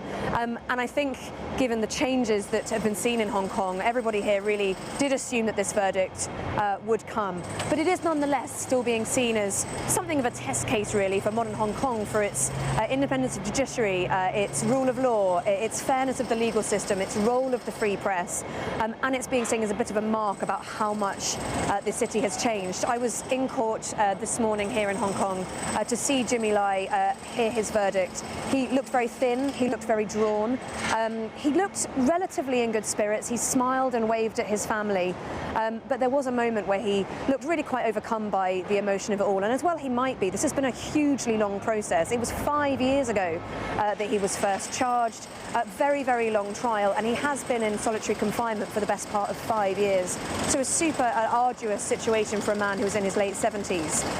But he was found guilty. 3 charges he faces under Hong Kong's national security law. 2 of colluding with foreign forces, 1 of publishing seditious material. Look, Jimmy Lai really has been a thorn in the side of the authorities here and Beijing for a long time. He is an archetypal Hong Kong success story. He came here as a child stowaway. He worked as a child labourer in a garment factory, eventually building up a huge clothing business, becoming a millionaire, and then turning his hand to the media. He started up Apple Daily, which was a brash tabloid here in Hong Kong that was unashamedly pro-democracy and unashamedly critical of Beijing. And it was really in 2019 when huge pro-democracy protests spread across this city, and the authorities here were able to introduce this sweeping national security law, and it was under that law that he and so many others were arrested. So look, I think the verdict here was expected, but it is still a really stark moment for the city of Hong Kong, a conclusion of sorts for Jimmy Lai, but a conclusion of sorts for the crackdown, really, that has been so swift, so strong and so effective, really. I mean, even in the court where I am now, there was many dozens from the media across the world, but no protesters, and this was once known as the city of protest. To imagine a trial as high profile as this without any protesters present just would have been unthinkable a few years ago. So I think it says a lot about the crackdown of the free press, a crackdown on the freedom of speech in Hong Kong, and I think many within the pro-democracy movement feel it's a very dark day. Just worth adding, he is a British citizen. Many people saying that the UK government could have done more, that Keir Starmer's desire to rebuild relations with China has been prioritised over Jimmy Lai's case. The Foreign Secretary Yvette Cooper saying today that they strongly condemn what's happened today and call for Jimmy Lai's release. Now, we're going to talk about the literary scandal of the year, maybe the decade, right? So this is Salt Path, best-selling memoir, very, very successful film, and then these claims that it was effectively built on untruths. And it came out originally in 2018, and some reporting taking place in recent years has undone a lot of what was in it. So one of the damning revelations from a New Sky documentary paints a picture of the couple behind that best-selling memoir as con artists. Let's take a look at a bit of the trailer. I traced Sally Walker's niece. She told me that she had a confession letter, and this seemed to be written by Sally Walker, confessing to a series of thefts. Well, we're joined now by the person who helped to uncover all of this, Chloe Haji Mathenu. And I have to say, it is one of those stories that some people are absolutely obsessed by. They know every detail, every twist and turn. Others watching today may have no idea what's going on. So can you just paint a picture about what this is all about? So this is about a memoir that purports to be unflinchingly honest, the story of a couple who walked the Southwest Coastal Path after they say they lost their home because of essentially being conned out of it by a close friend. And within the same week, they found out that the husband, Moth, had a terminal illness. And instead of being taken down by these terrible run of bad luck, they walked the Southwest Coastal Path, 630 miles, and in doing so, Moth's symptoms of this terminal neurological disease are reversed. And that's essentially the story. And that came out originally in 2018. It was made into a very successful movie starring Gillian Anderson. When did you start digging into this and I guess uncover what is revealed in the documentary? So in March, I had a tip-off from a member of the public who said, there's something not quite right about this. I've met this couple and I'm not convinced he is as sick as he's claiming. Very difficult thing to be investigating, but I started looking into it and I actually began with their home and the place in Wales where they originate from. I found that they were not using their real names. Their real names were nowhere to be found in public, which is slightly suspicious. Authors do use pseudonyms, but normally you can find those in public. And essentially what I found was that there had been accusations against Raina Wynne, whose real name is Sally Walker. Back in 2008, she was working for an estate agent in the local area in Wales, and she was accused of stealing over £60,000. And she was arrested, and she then took out a private mortgage, borrowed money off a friend essentially against her house to pay back the missing money. And no charges were pressed, but eventually, unable to pay back that loan, that's how they lost their house. I then spoke to neurologists who cast doubt on the way in which Moth's illness was being presented, the length of time he's had it, and the ability to reverse symptoms. This particular condition, you can't reverse the symptoms. And this to me feels the thing that's quite important, because people, I guess, look at this completely inspiring story and might take health advice from it, right? You know, it's kind of put up there as a model for us all to strive to. I think it's really touched people, and I think that's why my revelations had such a sort of profound effect with the public. I've been contacted, I had a tsunami of emails. People feel that they opened their hearts to this couple, and they feel betrayed when they find out that it's not everything that it claimed to be. How have they responded to your reporting? So Raina Wynne responded back in the summer when I first published, saying that this is the story of their journey and Moth was diagnosed with this condition. More recently, she says, I did not write that confession letter and I have not stolen any money off any family. Just in terms of the sort of overall gist of the story, and obviously as journalists we're always absolutely focused on getting every single detail right wherever we can. Do you step back and look at the overall part of it and say, if they had got some of these key facts right, then the gist of their story is accurate, or do you reject the entire gist of what they're trying to portray? When you say gist, I mean, this is a couple who have walked bits of the Southwest Coastal Path. Their family say to us that they took hiking holidays. But I think for the readers, that doesn't really amount to a book. It doesn't create the sort of grit and the perseverance that they claim that the whole premise of the book was based on, essentially. So I think there are enough factual errors in there that we can now say that the book is not what it promises to be at all. I guess a lot of people have walked coastal paths, right? Of course. And there's different. I think there's different issues here about how things are. I don't know what you think, Wilf, about how things are kind of expressed, like what is true, what is not. If something is clearly a fictionalised account or whatever, then that's fair enough. But then it kind of, I don't know. I think the central premise of this book and her subsequent two books afterwards were that she and her husband are victims. They're victims of bad luck and they have persevered against that. And I think what the revelations show is she's less of a victim and she's more a sort of victim of her own mess, if you like. If she has done what the family accuse her of doing, 4 people on her side of the family, 4 people on his side of the family accuse her of stealing money from her own mother and from Moth's parents, and she's accused from her former employer of stealing a lot of money. So It seems that she got herself in some kind of a mess and she's less of a victim of fate and chances as she portrays. Well, Chloe, congratulations on the original investigation, but on the documentary as well. And so the real Salt Path story is out already on demand on Sky and on Now and broadcast specifically tonight as well. Tonight, 9 p.m, Sky Docs. Great stuff. Thanks for joining us, Chloe. Good to see you. Well, coming up, we've been talking an awful lot on this programme about flu and how this season's going to be hitting us. Me and Wilfred have both been quite interested in finding out just how bad it is.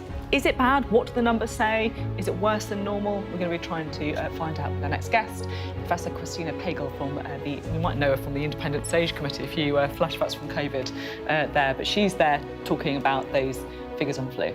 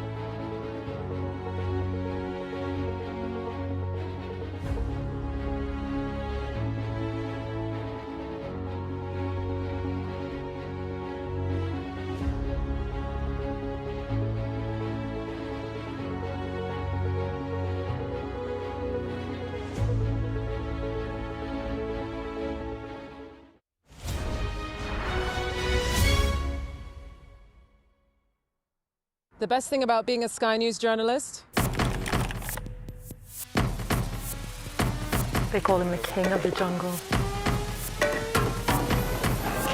Being a Sky News journalist.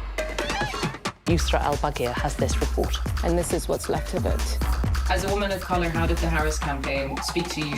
People risk their lives to speak to us for this report. Mr. Zuma, Sky News. We're trying to see as much as we can. The best thing about being a Sky News journalist? I'm going to take you behind the scenes here for Election Night Live. They have gone up and up. Being a Sky News journalist. Ed Conway, Sky News, is anyone going to talk to us? Mortgage rates did go up very sharply during your time in office. Here it is. First off, just the scale of what we're looking at. Our data shows it's been happening. Question is, why it hasn't been stopped. Welcome back. Hundreds have gathered at Bondi Beach in Australia to pay their tributes following yesterday's terror attack, which left 15 people dead and another 40 injured. There's been a political reaction, as you'd expect, to this. The Prime Minister, Anthony Albanese, spoke again this morning, saying he is looking at ways to toughen gun laws. Tougher gun laws, including limits on the number of guns that can be used or licensed by individuals. A review of licences over a period of time. People's circumstances change. People can be radicalised over a period of time. Licences should not be in perpetuity. And checks, of course, making sure that those checks and balances are in place as well. Quite clearly, the Howard government's gun laws have made an enormous difference in Australia and are a proud moment of reform, quite rightly, achieved across the Parliament with bipartisan support. If we need to toughen these up, if there's anything we can do, I'm certainly up for it. Anthony Albanese there speaking, and of course, of the two gunmen, the father, it was a father and a son, the gunman. The father was a registered gun holder with 6 firearms registered to him. That was the Australian Prime Minister addressing that topic, not directly addressing the anti-Semitic angle of everything. And we'll be talking to the Chief Rabbi, Ephraim Mirvis, Chief Rabbi of the UK, about that next hour at about 9:10. Now, we've been talking a lot about flu on the programme this winter. It always hits at this time of year, and in particular the narrative that this flu season is worse than ever. But the figures that have been coming out are a bit confusing, and we wanted to get into all of those numbers with you now and break down exactly what is the real level. And we're joined by the Professor Christina Pagel, a member of the Independent SAGE Committee and a Professor of Operational Research at UCL, to discuss this topic. A very good morning to you. Thanks so much for joining us. Break down the key data for us. How bad is this flu season? I mean, there's no doubt that we're in a serious flu wave, but there's no evidence to say it's any worse than what we saw last year or the bad flu season of 2022-23.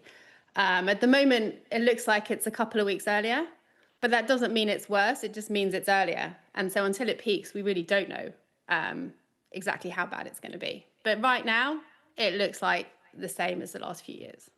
I'm really interested in this, to be honest, because both me and Wilf were, I'll be honest, kind of looking at some of the figures over the weekend, looking at things that you posted, that other kind of data sort of experts have questioned, because there has been a narrative that this is the worst flu season ever, that it's a tidal wave, that it's this very, very bad strain from Australia and all of this kind of thing. How true do you think that narrative is? I mean, it's a narrative we see every year. Do you not remember, like last year, it was the quademic. And the year before that, the headlines were there's a super flu. And the year before that, it was flu cases surge by 50%. I mean, flu cases surge every winter. And that's what we're seeing now. And I think the problem with that reporting is it kind of makes it sound like, oh, it's always an external problem and there's nothing we can do about it. And oh, my God. But actually, there are things we could do about it. You know, we could increase our vaccination campaigns. I mean, for instance, we could support the NHS. And actually, what's quite interesting is that Wes Streeting did put in some reforms to help the NHS cope with winter. And this winter, we are coping better. So A&E waits and ambulance response times are lower this year than they were last year, the year before that, and the year before that. So there is improvement in the NHS. So to kind of say that this is the worst crisis that we faced since COVID, I think is really quite hyperbolic. I guess there's so important as well, because as you say, it doesn't change what the guidance is, and it doesn't change the need for all of the necessary actions to be taken, whether that's, you know, catch it, kill it, bin it, or whether it's having the vaccinations. I guess particularly following the pandemic, there is a risk if you over-sensationalise things, people then won't listen to the advice if they think it's being exaggerated. Yeah, I mean, I think there should be more consistent advice about what you do every winter when there are loads of kind of airborne bugs going around. And I think, you know, yes, it's always good to wash hands, but we shouldn't forget that it is airborne as well. So things like, you know, good ventilation, wearing a mask if you're sick is really important because it just stops you infecting other people. Or if you're in hospital where you know there are loads of vulnerable people, or in your GP surgery and you're coughing and spluttering, then that's a kind of a good time to wear a mask to protect others. And I think, you know, like, it seems like masks have become like this toxic, this kind of toxic thing that, because, oh no, we can't go back there. And I was like, well, it's just a really helpful thing to do if you've got loads of sick people, just to stop yourself infecting them. I think also in terms of our vaccination campaign, we've had about 70% of over 65s take up the flu vaccine this year, but only about 40% of people who are vulnerable because of other health conditions. It would be really helpful if we could somehow increase those numbers and give those people more protection. You can see there in those numbers you've got up now that there was a drop since 2022, because in 2022 we were still vaccinating everyone over 50, and now it's everyone over 65. If people are really worried about a flu season every year, we could start vaccinating more adults, which would also help reduce transmission. So there are things that we can do. You're just looking there at the flu vaccination numbers. A little earlier we showed, I believe, hospital admissions. I just hoped we might be able to put on screen again now. I'm hoping you might be able to see this as well, Christina. Yeah. So the green line there is this current flu season, right? And you can see that it is higher at this point than in other years. But I guess what you're saying is, because we don't know what happens later, it could peak earlier and then just drop off again. We just don't know yet if it's bad or not. Yeah, exactly. So yes, you can see it's started earlier. So for this time of year, there are a lot of patients in hospital. But what this actually hides, because this is a number of people in hospital and not admissions, is that there was a bump in admissions in October. Then that went down and now it's gone up again. But the last week, the rate of increase dropped, right? So it's not that we're shooting up and it's uncontrollable. It looks like it's going to be a bad flu year, but it'll probably end up being around the same as the peaks you see in that chart. I mean, that's my guess. We don't know, but my point is that to have this kind of some health leaders going out there and saying it's the worst ever, it's record numbers, I just don't think that's helpful because they have no way of knowing that. It's been really interesting to talk. Thank you so much for coming on the programme, Christina Pagel, speaking to us there, Professor Pagel. Thank you. Thank you. I love these stories, I have to say, when we kind of just get right into the data and sort of don't accept necessarily, you know, the headlines. And we're not saying that it's not a bad flu year. It clearly is. Hospital admissions up compared to previous years, but just the data isn't perhaps as simple as we've been seeing over the last few weeks. Yeah, absolutely. Really great to discuss that with Professor Pagel. Now, a warning that humanity must de-escalate the space race and fly again to the moon in a spirit of cooperation from the man who knows her more than anyone. What's at stake? So an interview with Sky News marking the 10th anniversary of his own launch to the International Space Station, British astronaut Tim Peake has said it would be foolish to start a new era of lunar exploration. He was speaking to Sky's science and technology correspondent Thomas Moore.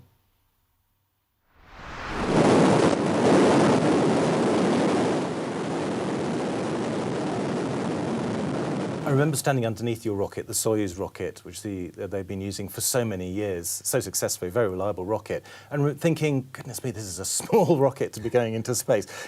What was it like actually being on board?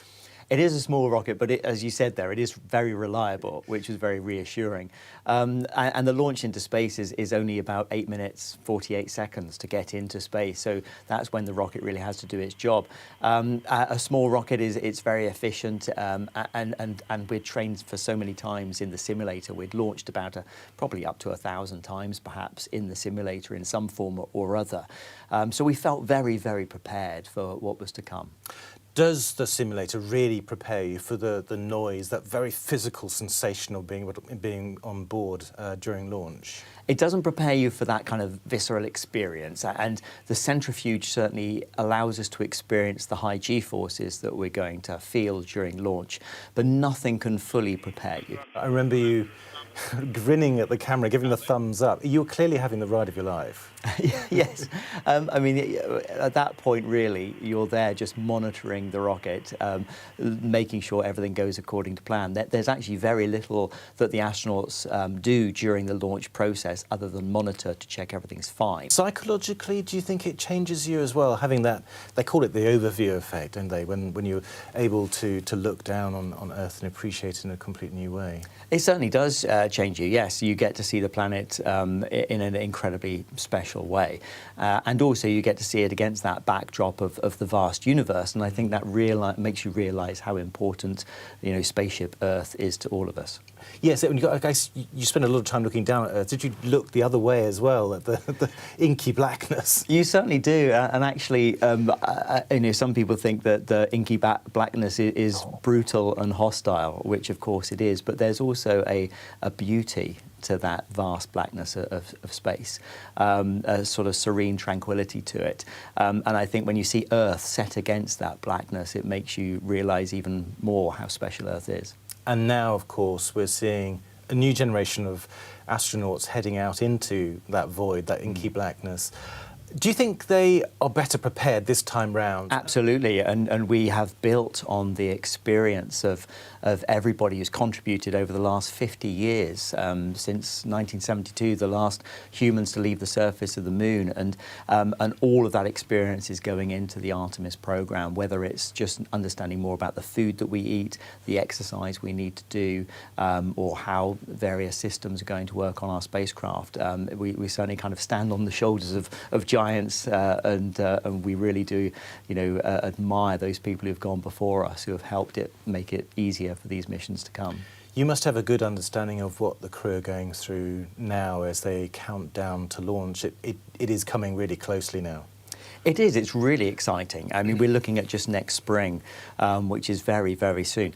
And I think the public perhaps don't even realise what they're about to see. The astronauts going very, very close to the moon's surface again, orbiting the moon with today's technology in terms of cameras and high definition and colour.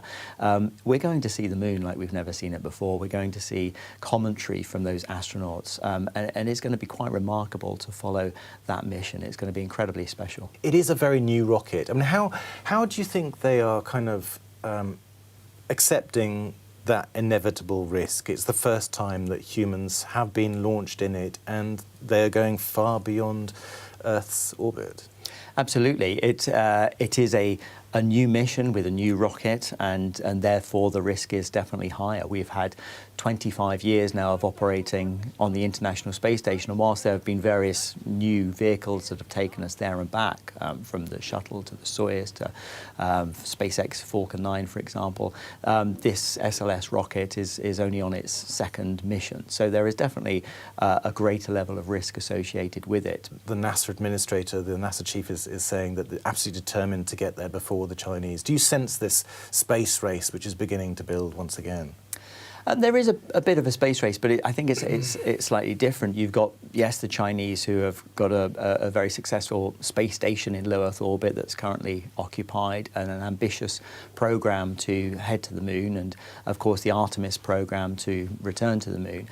And commercial companies are interested in this now. The moon has a different meaning this time round, because it's being seen as a permanent place to go and stay, to study, but also potentially in terms of resources as well. So there is this kind of new element of a space race. I think we can also do it in a spirit of cooperation and collaboration. Space is incredibly hard, a very hostile environment. It would be foolish to not have things like common docking systems so that we can help each other out if people got into trouble. That's the whole spirit of exploration is yes, okay, we might be coming from different positions, but we're also, one species, and we're also there to cooperate and collaborate. Well, do you sense that although there might be sort of more public bluster from the officials, that behind the scenes there is this sense of cooperation? In the past, the Chinese have not cooperated with the Western nations, but do you sense that perhaps this will be a moment, such a hostile environment, where the only sensible thing will be to cooperate somehow? I think so. I think that's one of the beacons that the International Space Station was. It was this spirit of collaboration and cooperation. And I think as we move forward, again, we are kind of focusing on the moon as a goal, and that will also embody this new spirit of collaboration as well. Well, more of Thomas's conversation with Tim Peake is available on the Sky News website, so make sure to check that out. And just coming up in just a few minutes' time, we're going to be talking about how ready or not is the probable truth the UK is for war. There's a warning from the Chief of the Defence Staff.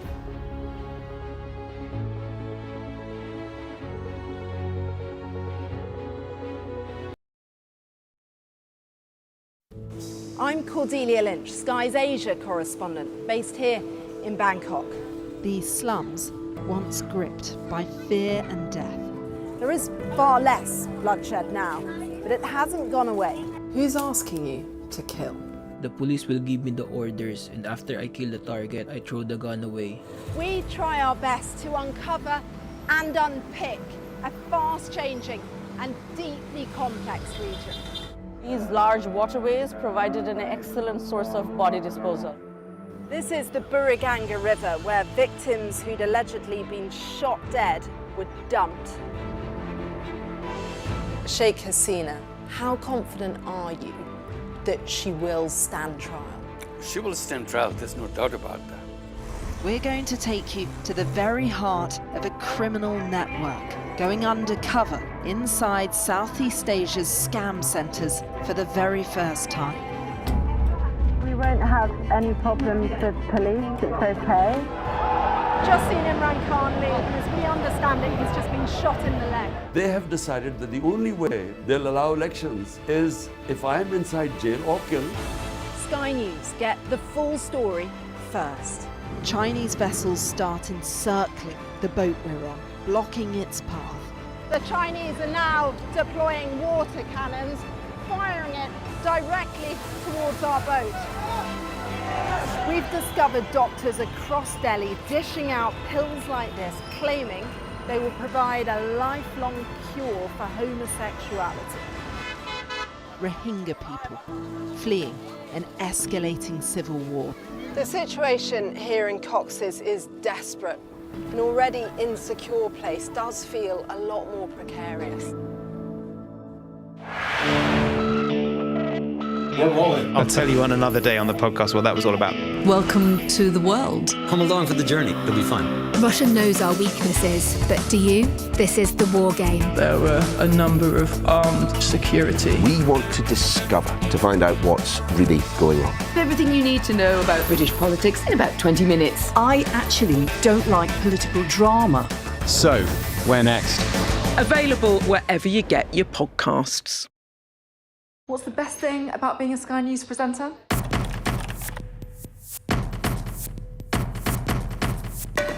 We've done the work and the reading, so you don't have to. Being a Sky News presenter. Hello and welcome. Westminster, the heart of British politics. I'm so sorry about what happened to you. So what on earth is going on? It's not true. Can I tell you what I think? It's really unusual. Mornings with Richard and Frost. Let's crack on. Let's get started.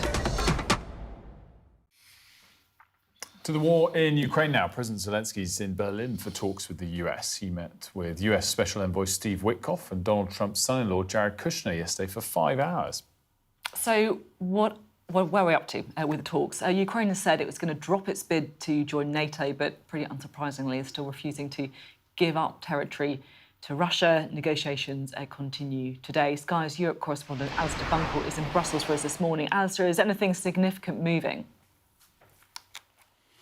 Well, I mean, the fact that people are talking always gives some hope for optimism, but I think, there is not. I think that's very tempered. We have at the moment, the conversations have gone on between Jared Kushner, Steve Witkoff, and Volodymyr Zelensky. Those will continue today, and then this evening, various European leaders, including Sir Keir Starmer, Emmanuel Macron, the NATO Secretary General, Mark Rutte, and others will be in Berlin to carry that on, to show solidarity with Ukraine, but to see whether or not there can be any concessions made with regards to the peace plan. And actually, Ukraine has done that by saying that it wouldn't necessarily seek formal NATO membership. I think that is, in a way, more for show rather than a sort of a practical change to things. It's to show, particularly President Trump, that Ukraine is willing to compromise, is willing to be moved on some areas of the negotiations in the hope that it puts more pressure on Russia. But I think the underlying question throughout all the negotiations so far and continuing forward is whether or not Vladimir Putin really actually wants a peace deal. And I think there's a lot of evidence to suggest that he doesn't want one, but he's happy to engage and to string out talks to give the impression that he wants a peace deal, all the while trying to grind Ukraine into the ground. Ali, where are we with these frozen Russian assets? There was obviously talk last week that the EU and all those that are necessary were moving towards approving giving that as a loan to Ukraine. When's the crunch point on whether that happens or not? Okay, so just kind of, brief sort of summary on this. When Ukraine launched its full-scale invasion of Russia launched its full-scale invasion of Ukraine in 2022, Europe seized a lot of its foreign assets, which is about 210 billion euros. They are sitting primarily in a place called Euroclear, which is a sort of holding house based here in Belgium. And what the EU now wants to do is free those assets up to give them to Ukraine to help them fund the continuing war, but also just fund general kind of state spending. Ukraine, without that money and without American money, and American money's looking sort of, pretty shaky with Donald Trump now, without that, then Ukraine could go bankrupt, really. So at some point next year, it wouldn't be able to continue fighting. It would have to capitulate to Russia. It could be the end of everything. And so what the EU is trying to do is get that money to help them continue fighting the war for another 2 or 3 years, if necessary. Not everybody is on board, particularly the Belgians, who worry that there could be some backlash in the future.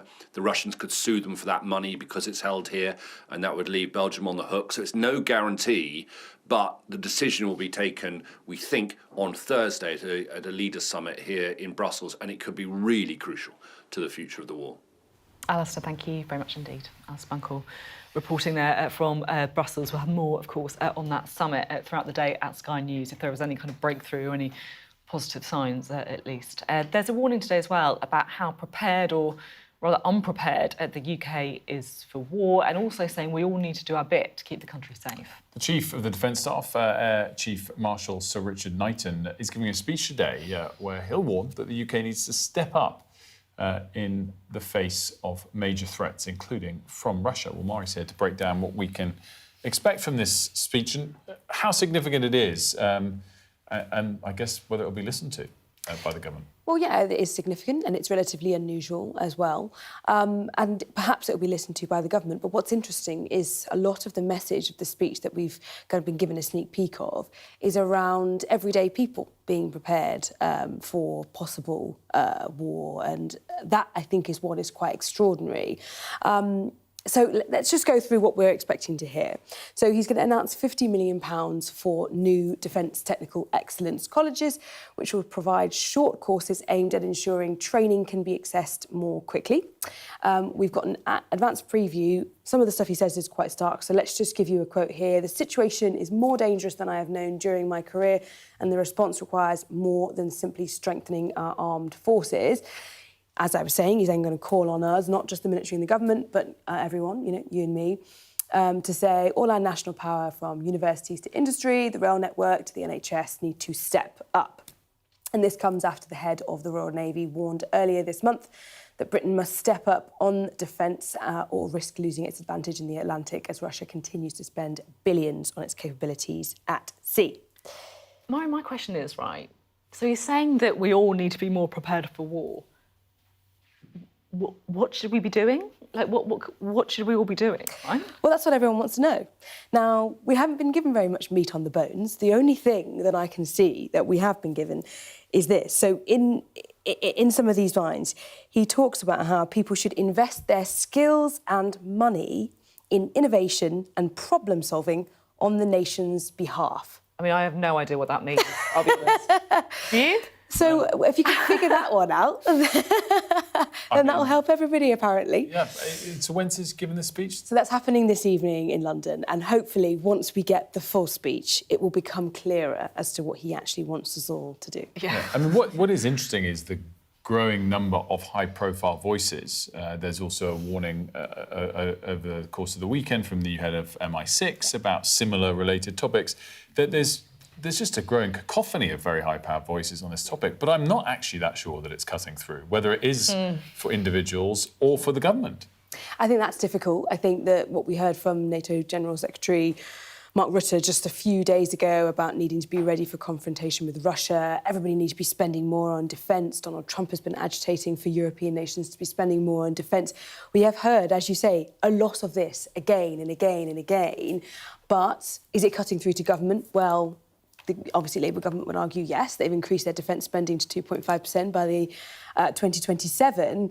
But many nations and leaders are saying that's by far not enough at a time when actually the threat level is increasing. And what an extent this speech is going to say today is that the threat is everywhere and that the front line is everywhere. And therefore, actually, warfare, the way we saw it before, is just unrecognisable in the modern day. Mara, thank you very much indeed, Mara, there. I look forward to seeing how to use the skills in the fight against Russia. Yeah, preparing your bunkers and things like that. A lot of responsibility there, I think. Mari, thanks very much. Now, if you thought learning your stomach with a big meal might actually stop you having a hangover, think again. Because Spanish scientists have found that eating before you start drinking doesn't shield you from an alcohol-induced headache and may only slightly shorten its effects the next day. So this is 32 people who were studied by scientists. A huge survey. Scientists at a Spanish university, and they each went out drinking 3 times, and they found that, yeah, eating doesn't make any difference. I mean, I'll be honest, me and Wilf... Wait, hold on, zoom out. We've got 3 people here. And Mari as well. Versus the 32 they surveyed. I am devastated by this news. I don't think it's... I mean, come on. I feel that the 32... But they also went out 3 times each, so there's 96 bits of data. I reckon together... We've already got... I know. More than that. I would say that eating and also drinking water makes a massive difference. Well, so originally I was like, this is completely wrong. But it is talking about a hangover. And I'm not sure, alas, anything stops a hangover. But what I'm certain of is if you drink on an empty stomach, you get drunk way quicker. Yeah. So it's just silly to drink on an empty stomach. Whether it's the hangover part or whatever you're trying to reduce the effects of. I also think there's an element, which I'm going to double-check this perhaps for the next hour, but I think for women, depending on where you are in your menstrual cycle, changes how you process alcohol. Therefore, depending on when you drink in your cycle, you have more or less of a hangover. So that is something to perhaps put into that data as well. We've got no idea. We don't know we don't know much detail of people who did it. And what they also found, though, so... Yeah, they said that eating a meal before or eating while drinking alcohol made no difference at all. But they also said the most common morning after symptom was thirst, which is experienced by virtually any boozer. So you'd think as well that, like, you know, eating, drinking water, all that kind of stuff does help. Not to be help. rude to them, but if that was a headline from their deep research that drinking too much leads you to be thirsty for water in the morning... I'm not sure I needed this professor of study. They also subjects also experience asthenia in 9 out of 10 cases, a lack of energy.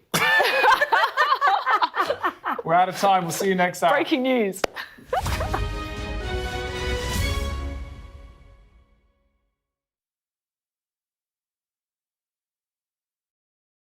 What's the best thing about being a Sky News journalist? Who's funnier? Being a Sky News journalist. A special edition of The World with me, Yalda Hakim. Pakistan has the right to respond. You're like, what? A historic day here today. Congratulations, this is a huge moment. But what happens now?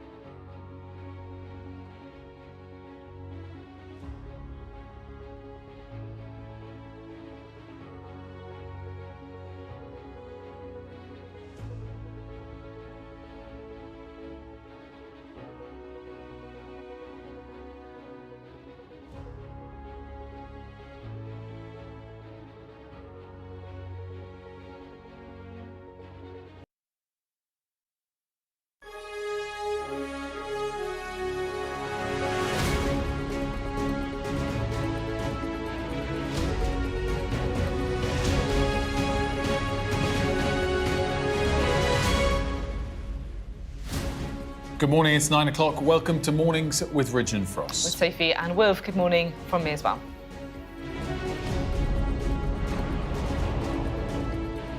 Tributes paid to the victims of the deadly terror attack against Jewish people at Australia's Bondi Beach as officials promise tougher gun laws. A hero in the horror, tackling one of the suspects, stopping more people from being killed. Hollywood filmmaker and actor Rob Reiner and his wife are found dead in their Los Angeles home. Also today, it's an epic story of resentment, rivalry and revenge. We sit down with the cast of the remake of the 1984 classic Amadeus.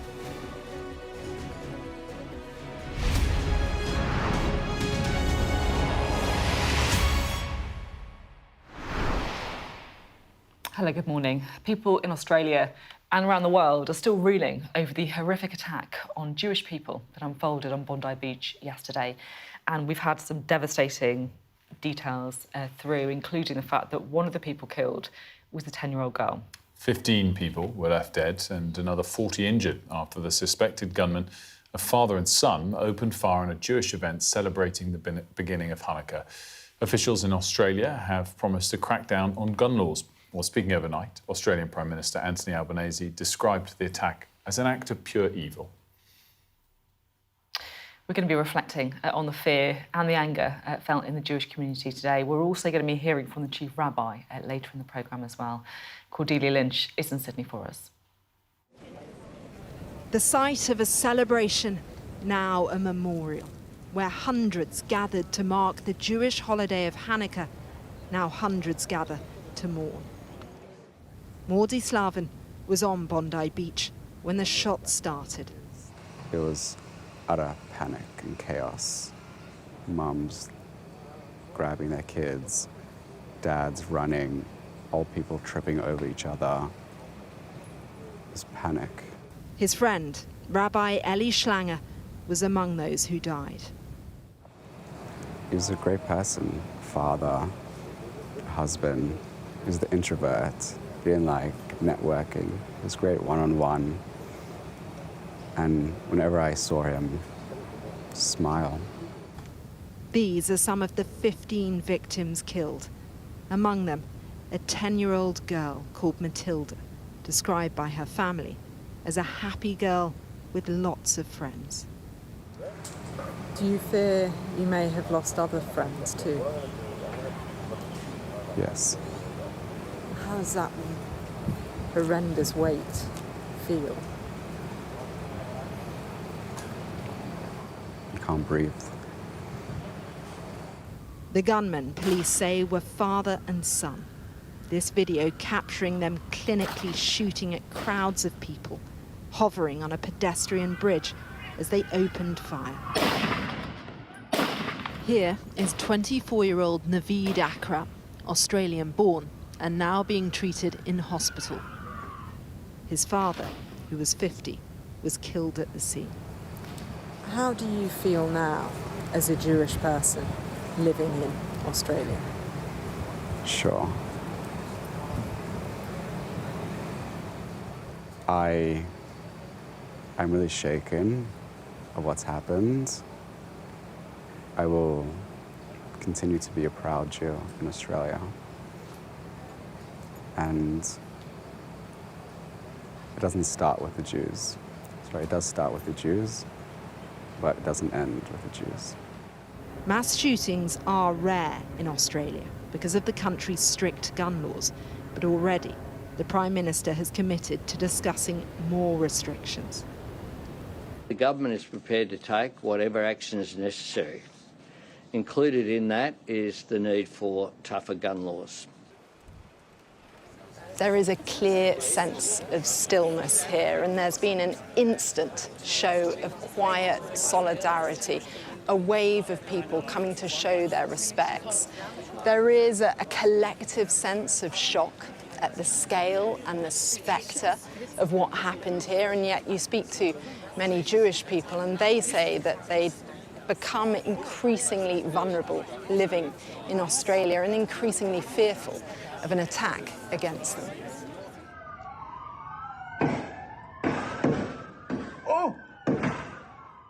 If it was not for this man, Ahmed al-Ahmed, and his immense show of bravery, bringing down one of the attackers, many more lives would have been lost here.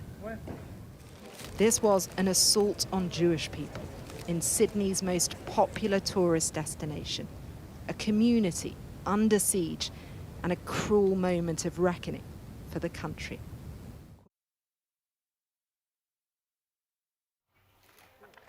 Well, Cordelia joins us now from Sydney. Cordelia, we're looking at pictures now live from where you are. Just explain to us what's happening. Well, this is a very moving moment for everyone gathered here. We've just had the lighting of the menorah, and we have seen people gathered from across the city, from across Australia, in fact, to reflect on the tragic events yesterday, but also to show their solidarity, their support for the Jewish people, because they know that this is a deeply searing, exposing, fraught and scary moment for them. And you see here people gathered in song. We've seen throughout the day people kneeled in prayer. Many people incredibly upset, naturally, and a lot gathered here. Were here yesterday too. They saw the gunmen open fire. They ran themselves, and we're hearing now a rabbi addressing the crowds, trying to seek words of solace, trying to find some kind of positive outlook for the days and the weeks ahead. But we've also heard, Sophie, a lot of anger within the community here, a sense that perhaps this attack could have been prevented, that there were warnings, there had been a rising wave of anti-Semitism across Australia, recorded since the October the 7th attacks on Israel. And I think that sense of frustration and growing anguish will build more in the days to come. But right now, this is a very touching display of grief and togetherness. And Cordy, so much throughout the morning we've been also wondering how Australia's Jewish community, particularly in Sydney, would respond. Would they be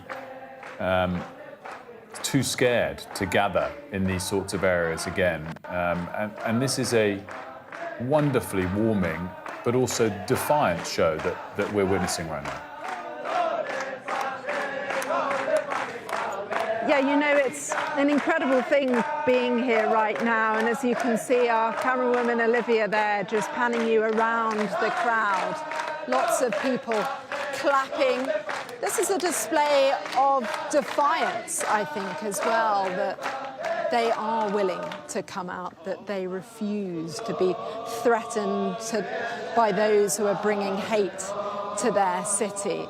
And I've been speaking with lots of people. A man just a few moments ago who broke down sobbing as he said, "We failed these people. We didn't do enough." And I think this is an attempt by everyone across Sydney to say no more. Now, we've heard from the Prime Minister about the Cabinet's unanimous decision to bring in gun restrictions, to make it harder for people to access firearms. But this is also about attitudes, it's about sentiment, it's about showing acceptance, securing safety for Jewish people who increasingly simply have not felt safe here in Australia. And so I think we will expect to see the Prime Minister pressed a lot more in the days to come. But you just walk around these crowds, you see these flowers, and this is a nation that wants to show its love and its support. Cordelia, thank you so much for incredibly moving scenes there in Sydney. And we're looking forward to reflecting on them and everything that's happened in the last 24 hours with the chief rabbi here in the UK. That's coming up in about 5 or 10 minutes' time, so do stay tuned for that. Now, the filmmaker and actor Rob Reiner and his wife have both been found dead at their Los Angeles home, apparently from stab wounds. That's according to a source speaking to NBC News, our US partner network. US authorities had previously confirmed a 78-year-old man and a 68-year-old woman were found dead inside the property. Rob Reiner directed films including When Harry Met Sally, A Few Good Men, and starred in films such as The Wolf of Wall Street. Our US correspondent Martha Kellner has more for us. Police standing guard here at the entrance to the lane where the acclaimed Hollywood film director Rob Reiner lived with his wife Michelle. You may not be able to make it out, but just beyond this car, 100 or so yards down the lane, is a big white forensic trailer which investigation teams, police investigators, are using as they go in and out of the house, which is now a horrific crime scene, because it's inside that home that Rob Reiner and his wife Michelle were found dead early this afternoon with apparent stab wounds. The Los Angeles Police Department launching a murder investigation. And even if you don't know Rob Reiner by name, even if you don't recognise his face, you almost certainly know his work, because he is the director behind some of the most iconic hits of the last several decades. Films like Stand By Me, The Princess Bride, and When Harry Met Sally. And it was while filming When Harry Met Sally that he met the woman who would go on to be his wife, Michelle, and it was the early stages of their love affair which actually persuaded him to change the ending of that film to ensure that the two main characters, played by Billy Crystal and Meg Ryan, ended up together. So a really loved figure in Hollywood, Rob Reiner was, and that's reflected in the level of tributes to him today. The former president, Barack Obama, saying he is heartbroken. He said Rob's achievements in film and television gave us some of our most cherished stories on screen. The actor Ben Stiller saying, what a huge loss. Rob Reiner was one of my favourite directors. But as you say, a lot of confusion, sadness surrounding their death, and speculation too. The police asked directly in a press conference today whether any family members of the Reiners were being interviewed in connection with their death. Here is what the Deputy Police Chief, Alan Hamilton, had to say to that question. At this time, it's a death investigation. Again, until we get inside and we make a determination, we can't call it anything. So we're going to conduct that We're going to conduct that investigation at the appropriate time. We will identify what kind of incident it is, and if it's determined to be a crime, we will seek the suspect, we will bring them to justice, and we will take them into custody. Nothing has occurred inside the house. The house is in the exact same state it was when the officers arrived, just to be clear. So police saying at the moment that they don't have a specific suspect in mind. There is a lot of activity going on behind me, and police have promised that they will give a further update tomorrow morning, LA time. Martha Kellner there for us. There's been many tributes, and we've been reflecting on all of them throughout the morning, being paid to Rob Reiner and his wife. The most recent we just wanted to bring you was from the Monty Python star Eric Idle. He posted to say that Rob Reiner was a lovely man, and I spoke to him last night for over an hour. I always enjoyed his company. I met him at his dad's back in 1975. He went on to say he was telling me about filming at Stonehenge and his thoughts for the future. This is all so awful. I shall miss him. A clever, talented and very thoughtful man. So awful. We'll bring you, of course, more tributes throughout the morning, but also any update on that police investigation into what is going on. An awful lot of reports, unconfirmed, I should say, and speculation coming out now. But anything that is actually verified and confirmed, we'll bring you. Now, Sir Cliff Richard has revealed he's being treated for prostate cancer. The 85-year-old said he's been receiving that treatment for the last year, but also he said that he only found out that he had cancer after he went for a medical checkup ahead of one of his overseas tours. We can speak now to our arts and entertainment correspondent, Katie Spencer. Katie, really, really sad news, but of course good that he found the cancer in the first place. What's he been saying? Oh, incredibly good that he has found this early is the main takeaway from this. And that's why he's been speaking out today, because he said that he's wanting to make sure that people are having these conversations and talking about the importance of early screening. As you say, he is somebody at 85, still goes on tours around the world. He has not said in any way that he intends to give up music as a result of this. He is someone that's been very active, well into his 80s now. At this time of year as well, someone that we associate so so much with Christmas, with mistletoe and wine and songs like that. But yeah, he was due to go on tour. He was, for insurance purposes, asked to take a medical check, and that is how they found this early. And he's been giving interviews today to explain that he has been told that it has not moved into his bones because he did catch this so early, and he has been told effectively that it has gone at the moment.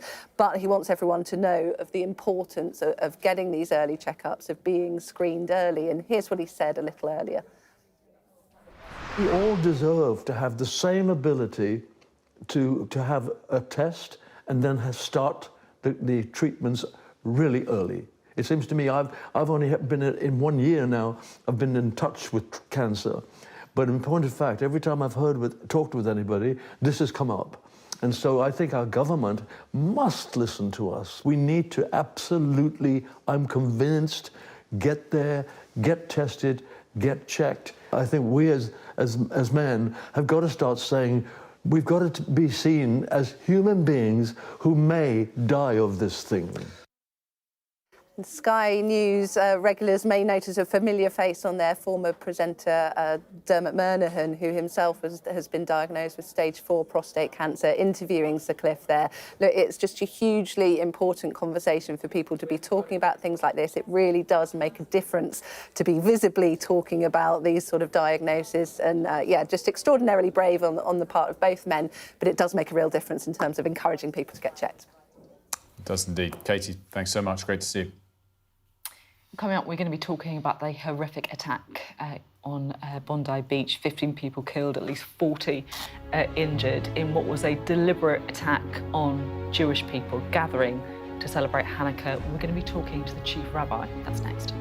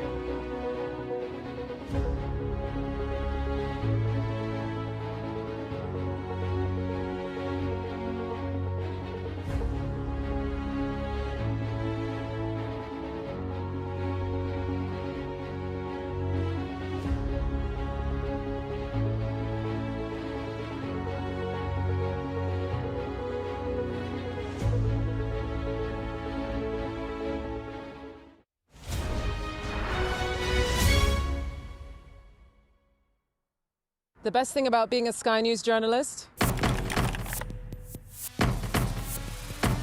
They call him the king of the jungle. Being a Sky News journalist. Yusra Al-Baghir has this report. And this is what's left of it. As a woman of colour, how did the Harris campaign speak to you? People risk their lives to speak to us for this report. Mr. Zuma, Sky News. We're trying to see as much as we can. The best thing about being a Sky News journalist? I'm going to take you behind the scenes here for Election Night Live. They have gone up and up. Being a Sky News journalist. Ed Conway, Sky News, is anyone going to talk to us? Mortgage rates did go up very sharply during your time in office. Here it is. First off, just the scale of what we're looking at. Our data shows it's been happening. Question is why it hasn't been stopped. Let's return now to the horror of that terror attack at Sydney's Bondi Beach, targeted at the Jewish community. Well, this morning we've seen heartwarming pictures of thousands turning out to support the Jewish community there with singing and floral tributes at Bondi Beach. And we can talk now to the UK and Commonwealth Chief Rabbi Ephraim Mirvis. Thank you so much for being with us. Good morning. First of all, we just want to say how sorry we are by the appalling loss. I mean, I'm sure that everyone will be reeling from it and devastated by it, but particularly, of course, those of Jewish faith. Thank you so much for those sentiments. And we have been supported by so many people reaching out to us, and it's enormously appreciated at this time. And the events yesterday were so devastating. We, the Jews, are one of the smallest peoples, but we are the world's largest family. And we feel the pain of our fellow Jews so enormously. And it is so encouraging for us to know that there are so many people with us at this time. You mentioned in your introduction, I'm also the Chief Rabbi of the Commonwealth, and so tomorrow I will be flying to Sydney in order to be with the Jewish community there during the week of Shiva. That's the 7-day period of mourning after people bury their dead. And the Australian community, from my experiences, is a wonderful community. You know, a few moments ago, you were showing the scenes of so many people at that site, at Bondi Beach, and they were singing a song. So I want to tell you about that song. The words were authored by the 18th century Rabbi Nachman of Bratslav, and these are the words: Kol ha'olam kulo geshet sar ma'or. The whole wide world is a very narrow bridge. And we always have to remember we have nothing to fear. And I think that sums up where we are at and where our world is at right now. The resilience, the tenacity, the strength of the Australian Jewish community is an inspiration to us all. And, last night, my wife was checking up on family of ours. I have a cousin and his wife in Sydney. How are you? And they said they were at the event for 15 terrifying minutes. They were hiding under a donut stand as people to their right and left were being shot dead. And this morning they went to synagogue to say prayers of gratitude, but they were amongst the fortunate ones. So we're feeling this very deeply right now. And Chief Rabbi, I mean, it's amazing that the sentiment is that we have nothing to fear, as you said, from the people gathered there this morning. Remarkable resilience shown. Could I just ask you to take us back to your thoughts, your feelings as you heard the news of this yesterday, and the scale of both devastation and surprise or not that you felt that this sort of thing had unfolded? Devastation, but no surprise.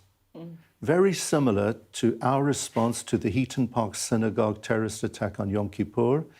It was the kind of thing we knew was inevitable. We were praying, hoping that it would never happen, but no surprise because of the tone on the streets within our societies, with the hatred that is being expressed to the Jewish state, to Jews and to Judaism. And therefore, what's happening around us is inspiring some people to translate hate speech into hate action.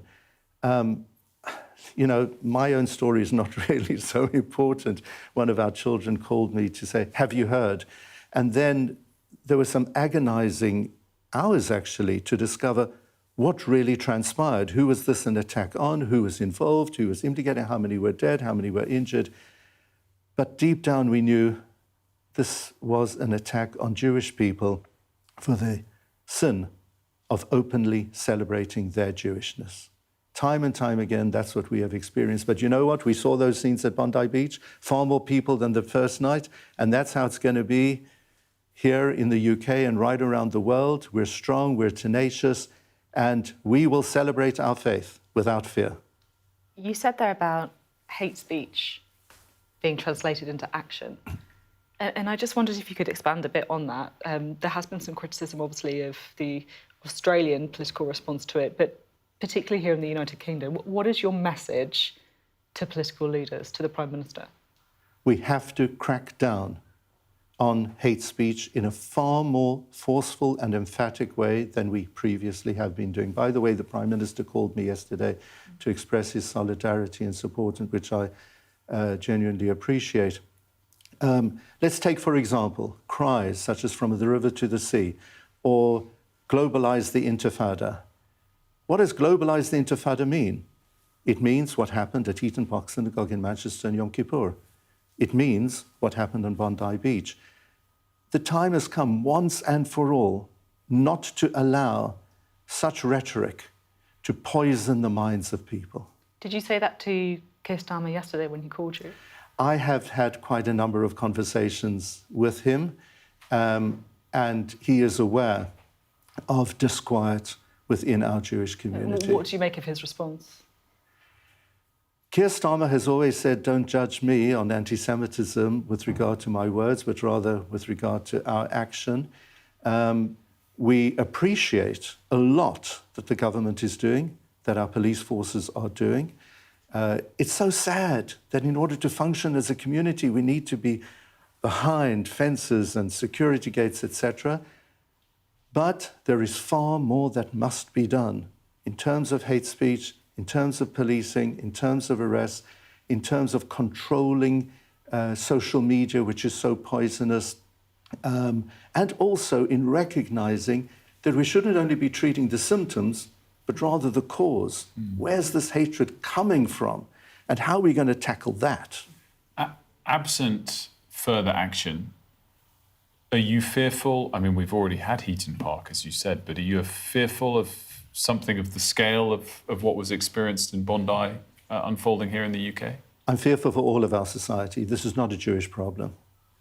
It's a problem for all of our society. We are all on the front line of those efforts which abound in order to attack the very foundations of our civilization. And we need to treat that root cause, to name it, to identify it, and to tackle it. Can you expand for us a bit on what Jewish people are celebrating at the moment? And go for it. Yeah, it's so relevant to what happened in Australia yesterday. It's all about an event 2,150 years ago when the Seleucid king Antiochus Epiphanes ruled the Holy Land, and he placed a ban on the celebration of Jewish faith. People were forced to convert to a Hellenistic way of life at pain of death. The Maccabees, a small group of Jewish people, rose up against those tyrants. They fought a guerrilla war. They were victorious, and the temple was restored to once again be back in the hands of Jewish people. There was only enough oil to last for one day to kindle the menorah once again. A miracle happened, and the oil lasted for 8 days, and that's why we celebrate the 8-day miracle of Hanukkah. It's all about Jewish tenacity, our insistence that we won't be cast to the shadows. And we, together with other faiths here and elsewhere, have the right to celebrate our religions in the public square. And that is why, during these 8 days of Hanukkah here in the UK, we'll be out in great numbers. We will never be intimidated. And I guess the other story that so many people are reflecting on today is amongst the darkness, the tragedy, was one heroic individual's story of bravery and shining light in all of this. Absolutely. We need to focus on the perpetrators, a father and son. You know, sometimes we see a reaction of parents, oh my gosh, we're so ashamed of what our child has done, or vice versa. But here you see the continuity of hatred within families that should really shock us to the core. And when I'll be in Sydney, I'm looking forward to seeing one of those great heroes, the Lebanese man. Those images of his heroism are just absolutely phenomenal. I want to go to a hospital and to tell him how our entire world salutes him for his extraordinary heroism. It's been so powerful hearing your words, and I think your messaging about the meaning of Hanukkah and the tenacity of the Jewish people is something that we'll all be reflecting on this morning. Thank you. Thank you very much. Chief Rabbi, thanks so much for stopping by. We're going to take a quick break here on Mornings. When we come back, we'll be talking about the readiness of the UK for war ahead of a speech by the Chief of the Defence Staff later today. Don't go anywhere.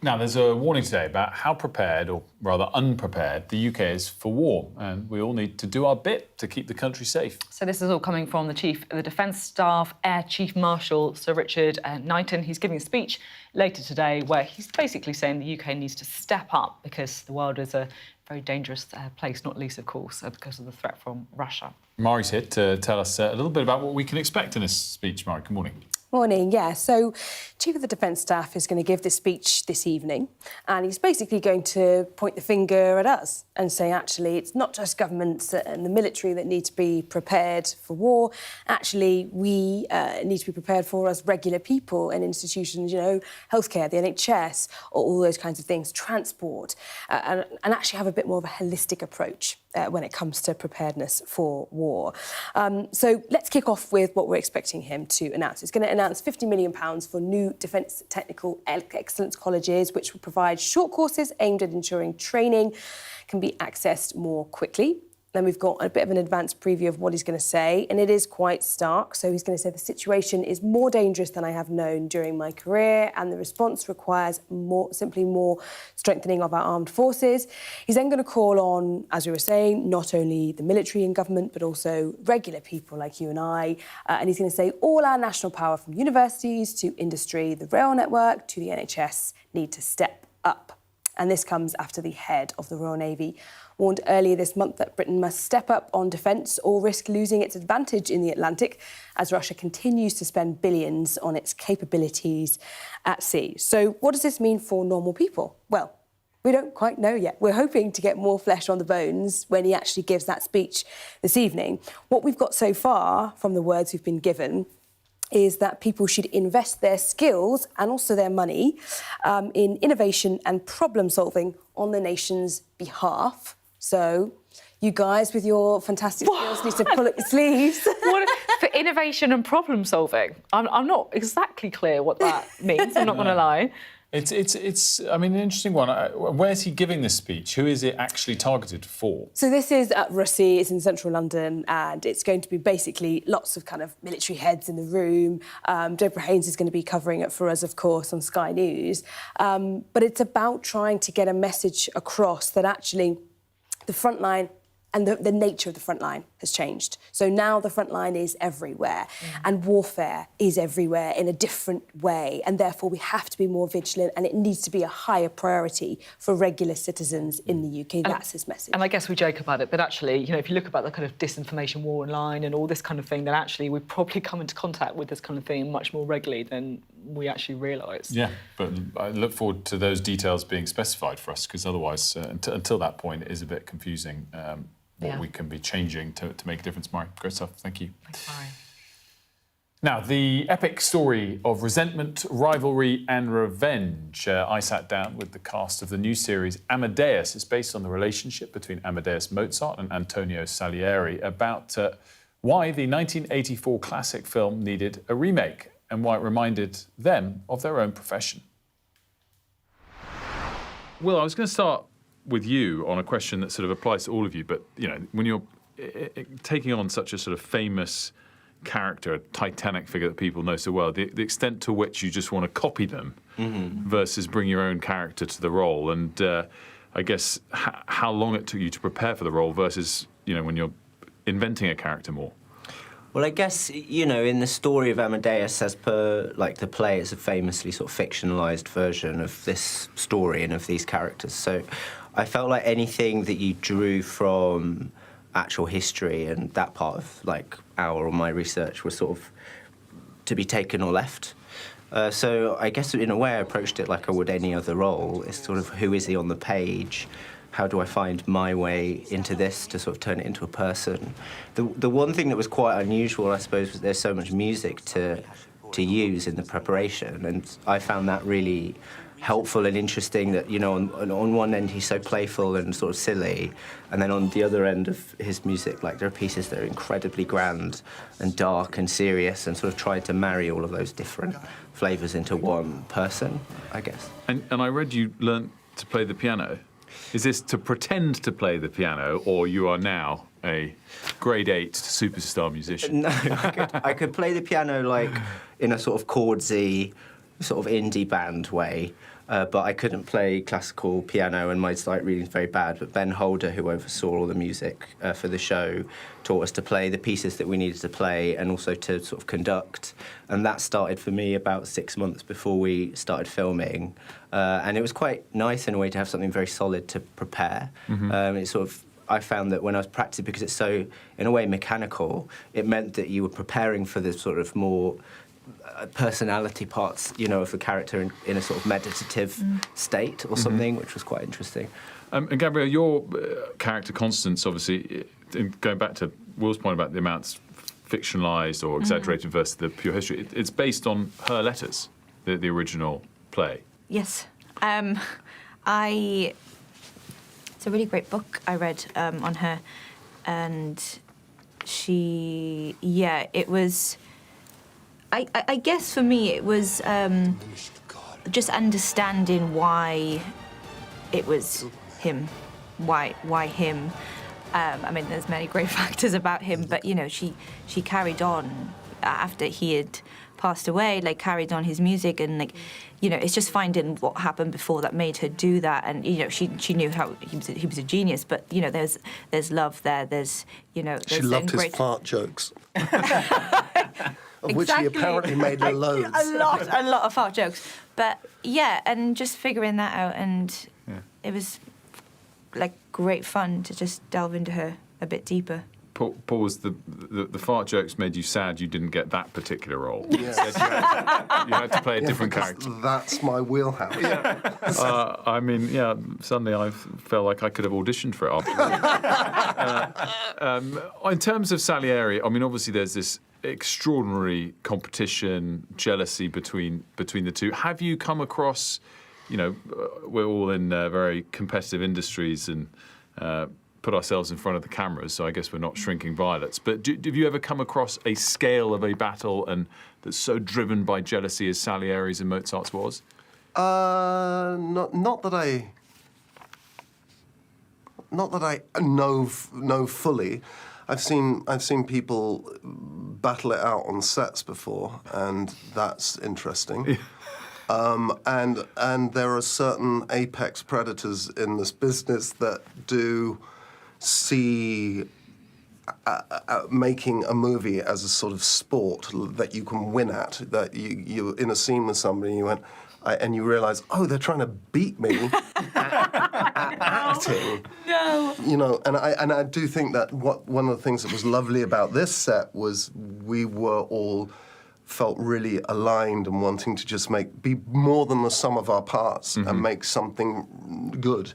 And so that was a great feeling, and actually the total antithesis of what we are displaying in the show. Well, did that competition feed into why Mozart was so great? Did it help him write better music, or was it not really a factor? I mean, in terms of this story, the way we're telling it, it's almost like a strange one-sided rivalry, like you were saying, where for a large part of the series, he's almost not aware of the depth of Salieri's feelings. Salieri thinks he's in a rivalry. Yeah. Amadeus is it's like, just going on making beautiful music. Very frustrating. What I love about the sort of aspect of this, Paul, is, on Sky News, obviously, we talk a lot about politics, and it's almost a reminder that the best way to annoy someone is completely ignore them. And you sometimes wonder if various spats in political parties, people always take the bait. Yes. Right. And maybe there's a lesson there for the politicians that just the best way to throw shade is to completely ignore them. Starve it of oxygen. Yeah. Is that something that comes out of this in terms of Salieri getting more obsessed than he should be? Yes, I mean, Salieri. There's actually some information on Salieri that was really delightful and helped young musicians. And in fact, my son, who is a composer, Salieri is his great grand teacher. Wow! Wow! Yeah. So a great grand teacher. Yeah, I guess that's how they talk about it. So my son's mentor, Dr. Ghosh, was. Oh, really? Yeah. Wow. Yeah. Did you know that while we were filming? Yeah. And Well, but look at this. Look at that. well, we have to have some secrets. We wanted to touch on, this is obviously a huge new Sky series, and no doubt it's going to make waves all over the world. Do you feel like in Britain, there's a lot of economic troubles, obviously, at the moment. In this industry, the very best projects still can get made here, and there's a lot of opportunity on a global scale to make the best content in the UK? I mean, I do think it can be, but it requires sort of investment, and people talk about, like shows at the BBC or, any sort of outlet really, like for it to carry that weight and to be made to the quality that it could be with the people involved, it does need sort of investment. I do feel like that. I mean, this show is, like Rory Kinnear's character talks about how opera's power, like art and entertainment, does have a cultural, societal impact. So if it's taken seriously, then yes, it can. The cast of the new Sky series Amadeus there, which is out now.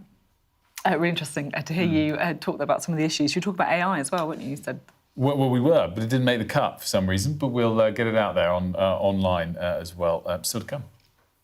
Coming up, we are going to be talking about whether or not children at school should be taking exams on computers rather than using good old-fashioned pens and papers. That's coming up.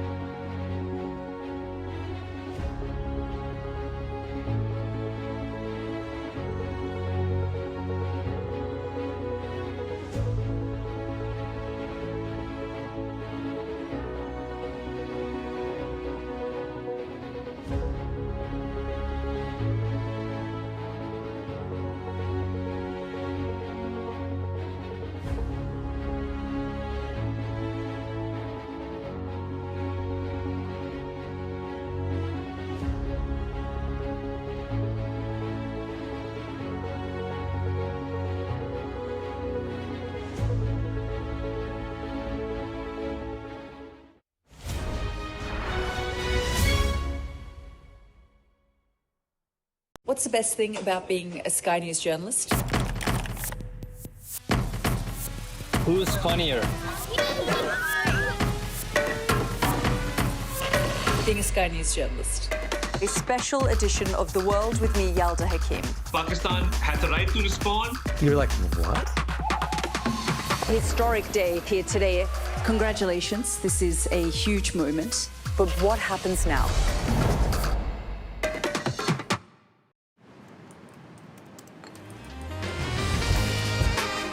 You want to talk business?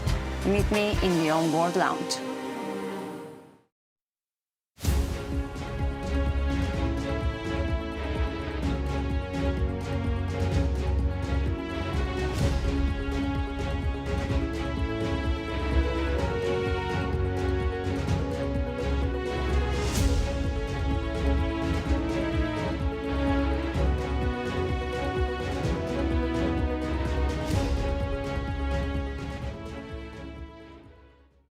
Flying minutes, fly better. Thank you. An update on the shooting at Brown University in Rhode Island. And police in the US say they'll release a man that they detained following the fatal shooting. So just to give you an update on what we know about the attack, 2 people were killed, 9 others, all or nearly all of whom are believed to be students, were injured in that attack on Saturday. We've had 3 senior members of the police, if you like, in the States briefing at Sky's US partner NBC News on the investigation. They said that the detained man, who is now being released, by the way, was 24-year-old Benjamin Erickson, who served several years in the US Army. But of course, the fact that he was released means the suspected gunman is still at large. This is likely to cause fresh anxiety for our community. And we want to reiterate what we said earlier, which remains true, which is ever since the initial call, now a day and a half ago, we have not received any credible or specific threats to the Providence community. More on that from Brown University when we have it on Sky News throughout the day. Now, putting pen to paper is how most of us would remember being tested at school, but things could be changing. So Ofqual, that's the kind of exam regulator, they're looking into whether on-screen exams, so in other words, using a computer for some like GCSEs, AS and A-levels, should actually happen. Although I should say the head of the regulator says that sitting in an exam hall with a pen is still the purest test. Joining us to discuss this, Professor Tony Breslin, former chief examiner and author. Thanks so much for joining us on this. I have to say, I'm a bit... Is this not already being used to some extent? Well, certainly in a whole range of fields, online assessments and the use of screen is well established. I think what we're talking about here is GCSE and A-level subjects and a limited number of subjects. So certainly there's, this is something that could have been expected. What we've now got is a formal pilot. And what's your own view? Should we move with the times and use computers and laptops, or actually is it better to stick to the good old pen and paper? Well, you can probably tell by the bookcases behind me that I'm a fan of words on the page. But I have to say, our exam system was designed in the 1950s, and we need a system fit for the 2050s. And were we designing our schooling system or anything else now, we wouldn't have designed what we have. That's always the way of the world. So what we've got to be prepared to do is to move forward in a disciplined way, but to explore these new options. What we do know is that different kinds of learner suit different kinds of assessment, suit different kinds of learner. So if we widen the range of ways in which we assess, actually more learners will be able to show their abilities. That's got to be good. So let's not resist this just because it's new. Let's not point to a golden age when actually, an awful lot of young people and other learners didn't succeed. But I think Ofqual have got this right. Moving forward, first with those subjects with smaller entries, seeing how this goes and been led by the evidence, not the old was great, the bad is new, but actually what does the evidence tell us and what do we need in terms of a much more agile assessment system for the world we're now in? Presumably, people can type a lot more quickly than they can handwrite. And presumably, when it comes to testing students at 16 or 18 or thereabouts, we're testing much more about the words they write than how many they can write. And with that in mind, shouldn't we allow tactics or techniques that would allow people to just write quicker? Well, I don't think there's any reason why we shouldn't allow a range of techniques. Certainly, myself, my typing's considerably slower than my handwriting. But nobody can read my handwriting, so I need to work that way. The key thing is, does this work as a mode of assessment? And does it open up possibilities in terms of the ways in which young people sit exams? The idea that we should all be tested on maths at the same moment on a Wednesday in June every year seems, very 20th century. We need to get much more agile. At the same time, though, doesn't this just open the door to people just cheating in exams? Like, if you've got a computer, then surely, it's not going to be... It's only a couple of... empowered by ChatGPT, for sure. Well, but this is what I mean. How do you stop cheating? I would imagine that it, becomes a much more difficult process. Well, employers and some very significant employers, including in the education sector, use these methods already. I have to say the most difficult assessment that I've undertaken in the last 10 years was an assessment by a prospective employer. I'm not going to tell you the outcome, but it was on screen. There were a random bank of questions. You were allocated at a bank. You were told that once you started it, you couldn't stop it. I did it from my own home.